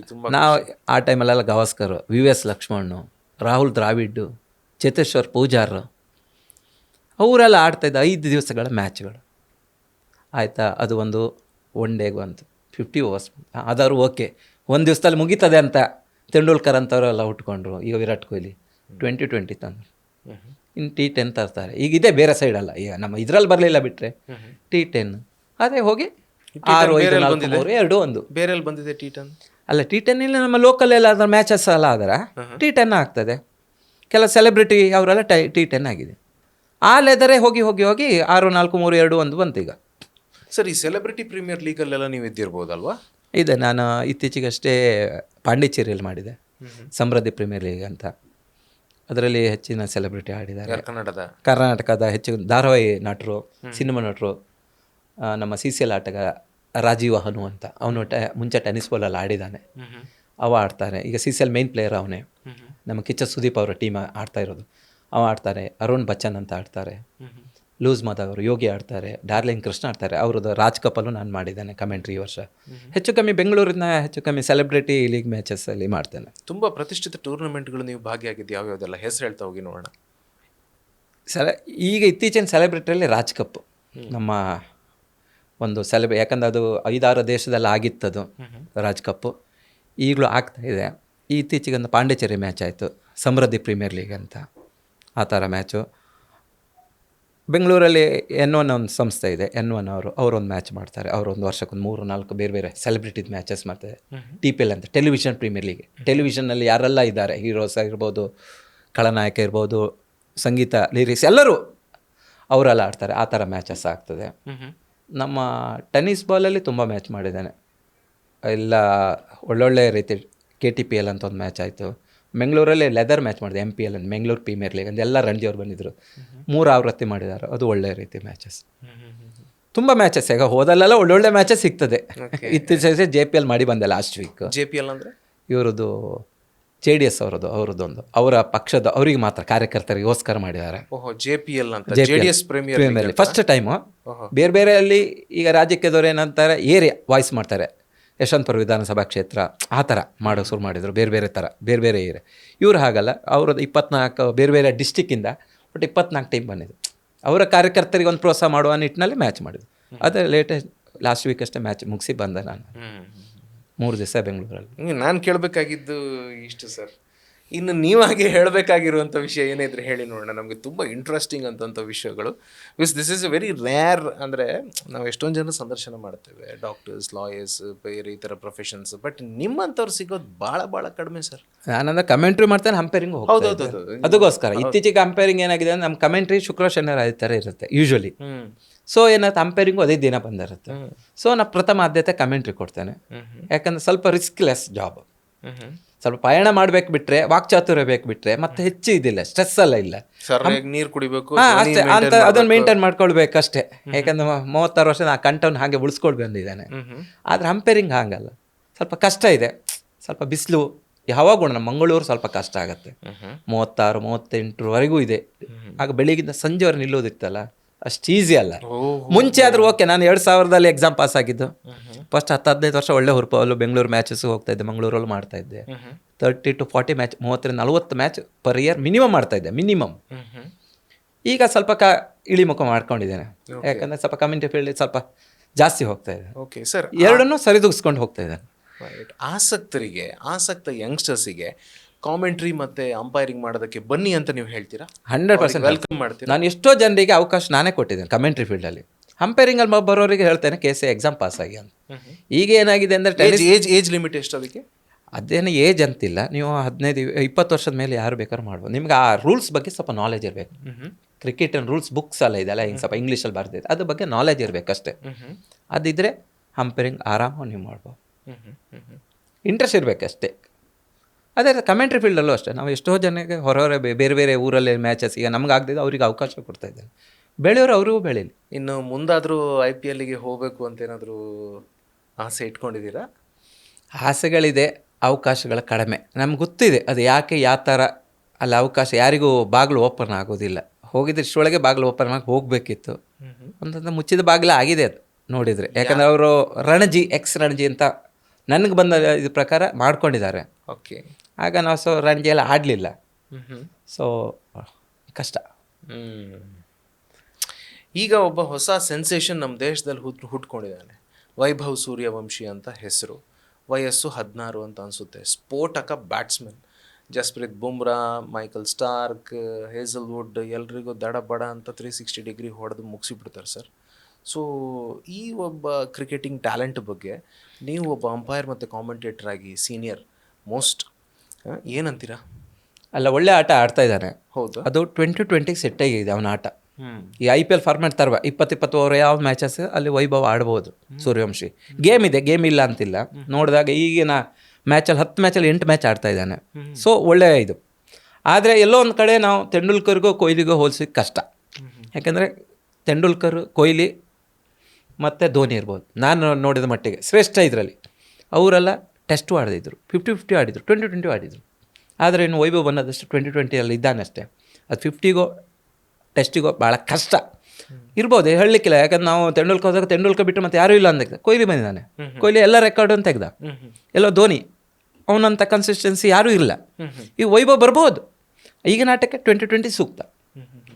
ಸರ್, ಈ ಸಣ್ಣ ಏಜಲ್ಲಿ ಈ ಥರದ ಕಾನ್ಫಿಡೆನ್ಸ್ ಲಕ್ಷಾಂತರ ಅಲ್ಲ, ಕೋಟ್ಯಾಂತರ ಮಂದಿ ಪ್ರೇಕ್ಷಕರು ಮತ್ತು ಅಂಥ ಲೆಜೆಂಡ್ರಿ ಬೌಲರ್ಸ್ಗಳ ಎದುರು ಒಂದು ಬ್ಯಾಟ್ ಹಿಡ್ಕೊಂಡು 16 ವರ್ಷದ ಹುಡುಗ ಒಬ್ಬ ನಿಲ್ಲೋದು ಅಂತಂದರೆ ಒಂದು ಎದೆಗಾರಿಕೆ ಹೆಂಗಿರ್ಬೇಕು? ಸೊ ಆ ಕಾನ್ಫಿಡೆನ್ಸ್ ಹೆಂಗೆ ಸರ್? ಅಷ್ಟೇ, ಕಾನ್ಫಿಡೆನ್ಸ್ ಬರಬೇಕು. ಅವನ ಕೋಚ್ ಕೊಟ್ಟಿರ್ತಾರೆ, ಅವ್ರ ಮನೆಯವ್ರು ಕೊಟ್ಟಿರ್ತಾರೆ, ಯಾರೇ ಆಗಲಿ ಆ ಧೈರ್ಯ ಇದೆ. ಖುಷಿ ಆಗೋದು, ಅವನ ಫಸ್ಟ್ ಬಾಲ್ಗೆ 6 ಹೊಡೆಯೋಕ್ಕೆ ರೆಡಿ ಇದ್ದಾನೆ. ಅವ ಯಾರು ಬೌಲರ್ ನೋಡಿದ, ಬೂಮ್ರಾ ಮಿಚೆಲ್ ಸ್ಟಾರ್ಕ್ ಅಂತ ನೋಡೋದಿಲ್ಲ, ಬೌಲರ್ ಮಾತ್ರ ಕೈ ಮಾಡ್ತಾ ನೋಡ್ತಾನೆ ಅಷ್ಟೇ. ಅದು ಕ್ರಿಕೆಟ್ ಪ್ಲೇಯರ್ ಬರುತ್ತಾನೆ. ನೀವು ಬೂಮ್ರಾ ಅಂದ ಕೂಡಲೇ ಹೆದರಿಕೆ ಬಿಡ್ತಾರೆ, ಶೇಕ್ ಆಗ್ತೀರಾ ಗ್ಯಾರಂಟಿ. ಮುಂಚೆ ಯಾರು ಜಾವಗಲ್ ಶ್ರೀನಾಥ್, ವೆಂಕಟೇಶ್ ಪ್ರಸಾದ್, ವಾಸಿಮ್ ಅಕ್ರಮ್, ಅದು ಬಿಡಿ ವರ್ಲ್ಡ್ ವೈಡಲ್ಲಿ ನೀವು ಹೋಗ್ಲಿಕ್ಕೆ ಇಲ್ಲ. ಯಾಕಂದ್ರೆ ವೆಸ್ಟ್ ಇಂಡೀಸಲ್ಲಿ ಭಯಾನಕರು, ರೋಜರ್, ಹಾರ್ಪರ್, ಕೋಟ್ನಿ, ವಾಲ್ಶ್ ಅವ್ರದ್ದೆಲ್ಲ ಕತೆ ಕೇಳಿದ್ರೆ ಉಂಟಲ್ಲ, ಅವ್ರ ಎದುರು ನಿಲ್ಲೋದು, ಮಾರ್ಷಲ್ ಅವರ ಹೆಸರು ಕೇಳಿದ್ರೆ ಹೆದರಿಕೆ ಆಗ್ತದೆ. ಯಾಕಂದ್ರೆ ನಾವೆಲ್ಲ ಕ್ರಿಕೆಟಲ್ಲಿ ಆಡುವ ಟೈಮಲ್ಲಿ ಅವರೆಲ್ಲ ದೊಡ್ಡ ಸ್ಟಾರ್ಸ್ಗಳು. ನಿಜ ಇವತ್ತಿಗೂ ನಮ್ಮ ಕಣ್ಣ ಸ್ಟಾರ್ಸ್, ಸೂಪರ್ ಸ್ಟಾರ್ಸ್ಗಳೇ ನೋಡಿ. ಚಮಿಂಡ ವಾಸ್, ವಕಾರ್ ಯೂನಿಸ್, ಆಕಿಬ್ ಜಾವೇದ್, ಮತ್ತೆ ಆಸ್ಟ್ರೇಲಿಯನ್, ವೆಸ್ಟ್ ಇಂಡೀಸ್ ಮತ್ತು ಪಾಕಿಸ್ತಾನ, ನಮ್ಮಲ್ಲಿಗ ಕಪಿಲ್ ಇರ್ಬೋದು, ರೋಜರ್ ಬಿನ್, ಇವರೆಲ್ಲ ಅಷ್ಟು ಒಳ್ಳೆ ಹಾಕಿದ್ರು. ಇವ್ರು ಕೆಲವ್ರ ಹೆಸರು ಹೇಳಿದ ಹೆದರಿಕೆ ಆಯ್ತು. ಶೋಯಿಬ್ ಅಖ್ತರ್, ಆ ತೆಂಡೂಲ್ಕರ್ ಆಡಿದ ಗೇಮ್ ಉಂಟಲ್ಲ ಬಹಳ ಕಷ್ಟ. Glenn McGrath, Australia. ಆ ಲೆಕ್ಕದಲ್ಲಿ ವೈಭವ್ ಸೂರ್ಯವಂಶಿ ಈಗ ಗ್ರೇಟ್. ಈಗ ಅದು IPL ಫಾರ್ಮೆಟ್ ಅಲ್ಲಿ 2020 90 ನಿಮಿಷದಲ್ಲಿ ಮುಗೀತದೆ. ಈ ಚುಟುಕು ಮ್ಯಾಚ್ ಅಂತಾರೆ, ಈ ಫಾಸ್ಟ್ ಫುಡ್ ತರ ಇದೀಗ IPL. ಎಷ್ಟು ಜನ ಸಕ್ಸಸ್ ಆಗ್ತಾ ಗೊತ್ತಿಲ್ಲ. ಇದೊಂಥರ ನೀವು ಫಾಸ್ಟ್ ಫುಡ್ಡೇ, ಈ ಮಾಲೆ ಪಟಾಕಿ ತರ ರಿಸ್ಕೆ. ಯಾಕಂದ್ರೆ ಇದೆಲ್ಲ ನಮ್ಮ ಟೆಸ್ಟ್ ಒನ್ ಡೇ ಎಲ್ಲ ಇತ್ತಲ್ಲ, ಇಡ್ಲಿ ಇದು ಮಸಾಲೆ ದೋಸೆ ತರ ಅವಲ್ಲ, ಟೇಸ್ಟ್ ಇತ್ತು, ಆರೋಗ್ಯಕ್ಕೆ ಒಳ್ಳೇದು. ಇದೆಲ್ಲ 2020 ಫಾಸ್ಟ್ ಫುಡ್, ಗೋಪಿ ಮುಚ್ಚೂರಿ, ಮಸಾಲೆ ಪೂರಿ ತರ. ಎಷ್ಟು ದಿನ ಅಂತಿಲ್ಲ, ಆಡ್ಬೋದು, ಆಡಿ ಎಷ್ಟು ದಿನ ದುಡ್ಡು ಮಾಡ್ತಾನೆ. ಮುಂಚಿನವ್ರು ಯಾರು ನೋಡಿ, ನೀವು ಟೆಸ್ಟ್ ಪ್ಲೇಯರ್ಸ್ ಆಗಲಿ, ಒನ್ ಡೇ ಪ್ಲೇಯರ್ಸ್ ಅಷ್ಟು ದುಡ್ಡು ಮಾಡಲಿಲ್ಲ ಆ ಅವಧಿಯಲ್ಲಿ. ಈಗ ನೀವು ಒಂದು IPL ಆಡಿದ್ರೆ 10 ಕೋಟಿ 20 ಕೋಟಿ, ಹೆಸರು ಬರ್ದಿದ್ದವನು 20 ಕೋಟಿ ತಗೊಳ್ತಾನೆ. 5 ವರ್ಷ ಆಡಿದ್ರೆ ಆಯ್ತಲ್ಲ, ಅವನು ಲೈಫ್ ಅಲ್ಲ, ಕೆರಿಯರೇ ಫುಲ್ಲು. ಇಲ್ಲ, ಆ್ಯಕ್ಚುಲಿ ಒಂದೇ IPL ಆಡಿದ್ರು ಸಾಕು ಸರ್. ಎಷ್ಟೋ ಜನರಿಗಷ್ಟೇ. ಗ್ರೀನ್ಗೆಲ್ಲ 21 ಕೋಟಿ ಕೊಟ್ಟಿದ್ದಾರೆ. ಆ ಲೆಕ್ಕ ಏನೋ ಒಂದು ಕ್ರಿಕೆಟಲ್ಲಿ ದುಡ್ಡು ಮಾಡುವ ಸ್ಕೀಮ್ ಅಂತ ಹೇಳ್ತೇನೆ ಕ್ರಿಕೆಟ್. 2020 ಅದು IPL ಮ್ಯಾಚಸ್ ಸಿಕ್ಕಾಬಟ್ಟೆ. ಅದೇನತ್ತ ಒಂದಕ್ಕೆ ಒಳ್ಳೆ ಪ್ಲೇಯರನ್ನು ಹುಡ್ಸಾಕತ್ತೆ, ಅವನತಿ ಮಾಡೋದು ಅದೇನೆ. ಅವ ಇಲ್ಲಾಂದ್ರೆ ಮೂಲ ಗುಂಪೆ ಮತ್ತಿಲ್ಲ. IPL ಮತ್ತೆ ನೀವು ಟೆಸ್ಟ್ ಒನ್ ಡೇಯಲ್ಲಿ ಯಾರೂ ತಗೊಳ್ಳೋದೇ ಇಲ್ಲ. ಆ ಥರದಲ್ಲಿ ಬಂದಿದೆ ಈಗ ಕ್ರೇಜ್. ಒಬ್ಬೊಬ್ರು ಹುಡ್ಕೊಳ್ತಾರೆ, ಹೆಸರು ಕೇಳಿದ್ರೆ ಹುಡ್ಕೋದು. ಈ ವರ್ಷ 4-5 ಜನ ಬಂದರು, ಅವರ ಎಲ್ಲೋ ಇದ್ದವರು ಎಲ್ಲ ಹೆಸರು ಮಾಡಿದೆ. ನಿಜ ಆಗಲಿ ಸರ್. ಕೊನೆಯದಾಗಿ ನಾವು ಮುಗಿಸೋದಕ್ಕಿಂತ ಮುಂಚೆ ಒಂದು ಕಾಮೆಂಟ್ರಿ ಕೇಳ್ಬೋದಂದ್ರೆ, ಅದು ಮ್ಯಾಚ್ ಇರುವಾಗ ನನಗೆ ಅದು ಕರೆಕ್ಟ್ ಇದು ಬರ್ತದೆ. ಕರೆಕ್ಟ್ ಅಲ್ಲ, ಆದರೂ ಸಾಧ್ಯತೆ ಇದ್ರೆ ಮಾತ್ರ ಮಾಡೋಣ, ಇಲ್ಲ ಅಂತಂದ್ರೆ ದಟ್ಸ್ ಓಕೆ. ನಂಗೆ ಗೊತ್ತು ಅಂದ್ರೆ ನಿಮ್ಗೆ ಅದಕ್ಕೊಂದು ಫೀಲ್ ಬೇಕು, ಅದಕ್ಕೊಂದು ವೈಬ್ ಬೇಕು, ನಿಮ್ಗೆ ಅದು ಮಾತಾಡೋದಕ್ಕೆ ಒಂದೇನೋ ಪ್ರೊವೋಕ್ ಮಾಡಬೇಕು, ಇಲ್ದಿದ್ರೆ ಅದು ಸಾಧ್ಯ ಇಲ್ಲ. ಈಗ ತುಂಬ ಜನ, ನಾನು ಹಿಂದೆ ರೇಡಿಯೋದಲ್ಲಿ ಕೆಲಸ ಮಾಡಿದೆ, ಒಂದು 16-17 ವರ್ಷಗಳ ಹಿಂದೆ ರೇಡಿಯೋ ಜಾಕಿಯಾಗಿ ಕೆಲಸ ಮಾಡ್ತಾ ಇರಬೇಕಾದ್ರೆ ಹೀಗೆ ಗೊತ್ತಾದಾಗೆಲ್ಲ, ನೀವು RJ ಅಲ್ವಾ, ನೀವು ರೇಡಿಯೋದಲ್ಲಿ ಮಾತಾಡ್ದಂಗೆ ಮಾತಾಡಿ ಅಂತ. ಬಟ್ ಅದು ಆ್ಯಕ್ಚುಲಿ ಕಷ್ಟ. ಅಲ್ಲಿ ಸಡನ್ ಆಗಿ ಬಂದು ಏನು ಮಾತಾಡೋದು, ಅಲ್ಲಿ ನಿಮ್ಗೊಂದು ವೈಬ್ ಬೇಕು, ಒಂದು ಸಬ್ಜೆಕ್ಟ್ ಬೇಕು, ಅದನ್ನು ಕ್ರಿಯೇಟಿವ್ ಆಗಿ ಪ್ರೆಸೆಂಟ್ ಮಾಡೋದಕ್ಕೆ ನಿಮ್ಮ ಹತ್ರ ಒಂದು ಚಾಕಚಕ್ಯತೆ ಬೇಕು, ಆ ಭಾಷೆ ಬೇಕು, ಆ ಒಂದು ಸೆಟಪ್ ಬೇಕು. ಅಲ್ಲಿ ಅದು ತನ್ನಷ್ಟಕ್ಕೆ ಬರೋದು, ಅದೊಂಥರ ಪರಕಾಯ ಪ್ರವೇಶ. ಆದರೂ ನಾನು ನಿಮ್ಮಲ್ಲಿ ಕೇಳ್ತಾ ಇದ್ದೀನಿ, ಸಾಧ್ಯ ಇದ್ರೆ ಮಾಡಿ, otherwise it's okay, I understand. ಒಂದು ಅಂತಾರಾಷ್ಟ್ರೀಯ ಪಂದ್ಯ, ಈಗ ಪ್ಲೇಯರ್ಸ್ ಹೆಸರು ಏನೋ ಇದಾಗ್ಬೋದು. ಜಸ್ಪ್ರೀತ್ ಬೂಮ್ರಾ 5 ಓವರ್ ಹೆಜ್ಜೆಯಿಂದ ಓಡಿ ಬಂದ ಎಸಂತ ಚೆಂಡಿಗೆ ಸ್ಟ್ರೈಕರ್ ವಿಭಾಗದಲ್ಲಿ ಸಚಿನ್ ತೆಂಡೂಲ್ಕರ್ ಇದ್ದಾರೆ. ಸಚಿನ್ ತೆಂಡೂಲ್ಕರ್ ಔಟ್ಸೈಡ್ ಲಾಸ್ಟ್ ಸ್ಟಂಪಲ್ಲಿ ಹೊಡೆದಂಥ ಚೆಂಡು ಕವರ್ಸ್ ವಿಭಾಗದಲ್ಲಿ ಬೌಂಡ್ರಿ ಹೋಗ್ತಾ ಇದೆ. 4 ಓಟದ ಹೆಚ್ಚುವರಿ ಸೇರ್ಪಡೆ. ಮತ್ತೊಮ್ಮೆ ಜಸ್ಪ್ರೀತ್ ಬೂಮ್ರಾ ಮತ್ತೆ ಎಸೆತಗಾರಿಕೆ ವಿಭಾಗವನ್ನು ಕಂಡುಕೊಳ್ತಾ ಇದ್ದಾರೆ. ಶ್ರೀಲಂಕಾದ ಲಸಿತ್ ಮಾಲಿಂಗ ಶೈಲಿಯ ಓರ್ವ ಎಸೆತಗಾರ ಕೂಡ ಈ ಒಂದು ಹಂತದಲ್ಲಿ ಬೂಮ್ರಾ ಎಸೆದಂಥ ಚೆಂಡನ್ನು ಸಚಿನ್ ತೆಂಡೂಲ್ಕರ್ ಮಿಡ್ ವಿಕೆಟ್ ವಿಭಾಗದಲ್ಲಿ ಲೀಲಾಜಾಲವಾಗಿ 6 ತಳ್ತಾ ಇದ್ದಾರೆ. 6 ಓಟದ ಹೆಚ್ಚುವರಿಯ ಸೇರ್ಪಡೆ. ತಡೆದ ಮೊತ್ತ ಭಾರತ 120ಕ್ಕೆ 1. ಈ ಥರ ನಾನೊಂದು ಸಿಚುವೇಶನ್ ಕೊಡ್ತೀನಿ, ಒಂದು ಸುಮ್ಮನೆ ಟ್ರೈ ಮಾಡೋಕ್ಕಾಗತ್ತೆ ನೋಡಿ ಸರ್. ವೈಭವ್ ಸೂರ್ಯವಂಶಿ ಚಚ್ಚಿ ಬಿಸಾಕ್ತಾ ಇದ್ದಾನೆ ಎಲ್ಲರನ್ನು ಅಂತ. ಅದು ಯಾವುದು, ಮಿಚೆಲ್ ಸ್ಟಾರ್ಕ್, ಮೊಹಮ್ಮದ್ ಸಿರಾಜ್, ಮತ್ತೆ ಹೇಸಲ್ವುಡ್, ಮತ್ತೆ ಪ್ಯಾಟ್ ಕಮಿನ್ಸ್, 4 ಜನರಿಗೆ ಚಚ್ಚಿ ಬಿಸಾಕಿದ್ದಾರೆ. ಅದನ್ನ ನೀವು ಹೇಗೆ ಒಂದು ಎಕ್ಸ್ಪ್ಲೈನ್ ಮಾಡ್ತೀರಾ? ಸ್ಟ್ರೈಕರ್ ವಿಭಾಗದಲ್ಲಿ ವೈಭವ್ ಸೂರ್ಯವಂಶಿ ಇದ್ದಾರೆ. 16ರ ಬಾಲಕ ಸ್ಟ್ರೈಕರ್ ವಿಭಾಗವನ್ನು ಕಂಡುಕೊಳ್ತಾ ಇದ್ದಾರೆ. ಈ ಬಾರಿ ಹೆಸಲ್ವುಡ್ ಎಸಂತ ಚೆಂಡು ಯಾಕೆಲೆಂಟ್ ಬ್ಲಾಕ್ ಹೋಲ್ ಬಿದ್ದಂಥ ಚೆಂಡನ್ನು ಉತ್ತಮ ರೀತಿಯಲ್ಲಿ ಹೊಡ್ತಾ ಇದ್ದಾರೆ. ಲೆಗ್ ಸ್ಟಿಕ್ ವಿಭಾಗದಲ್ಲಿ ಗ್ಲಾನ್ಸನ್ನು ಮಾಡಿದ್ದಾರೆ, ಬೌಂಡ್ರಿಯನ್ನು ದಾಖಲಿಸ್ತಾ ಇದ್ದಾರೆ. ಮತ್ತೊಮ್ಮೆ ಹೆಸಲ್ವುಡ್ ಈ ಬಾರಿ ಎಸಂತ ಚೆಂಡು ಲೋವರ್ ಫುಲ್ ಟಚ್ ಆಗಿ ಬಿದ್ದ ಚೆಂಡನ್ನು ಡೀಪ್ ಪ್ರೇಕ್ಷಕರ ವಿಭಾಗದಲ್ಲಿ ಭರ್ಜರಿ 6 ದಾಖಲಿಸಿದೆ. ವೈಭವ್ ಸೂರ್ಯವಂಶಿಯ ಒಂದು ಆಟ ನೋಡಿದ್ರೆ ಭಾಳಷ್ಟು ರಸದೂಟ ಕೂಡ ಬರ್ತಾ ಇದೆ. ವೈಭವದ ಆಟವನ್ನು ಆಡ್ತಾ ಇದ್ದಾನೆ.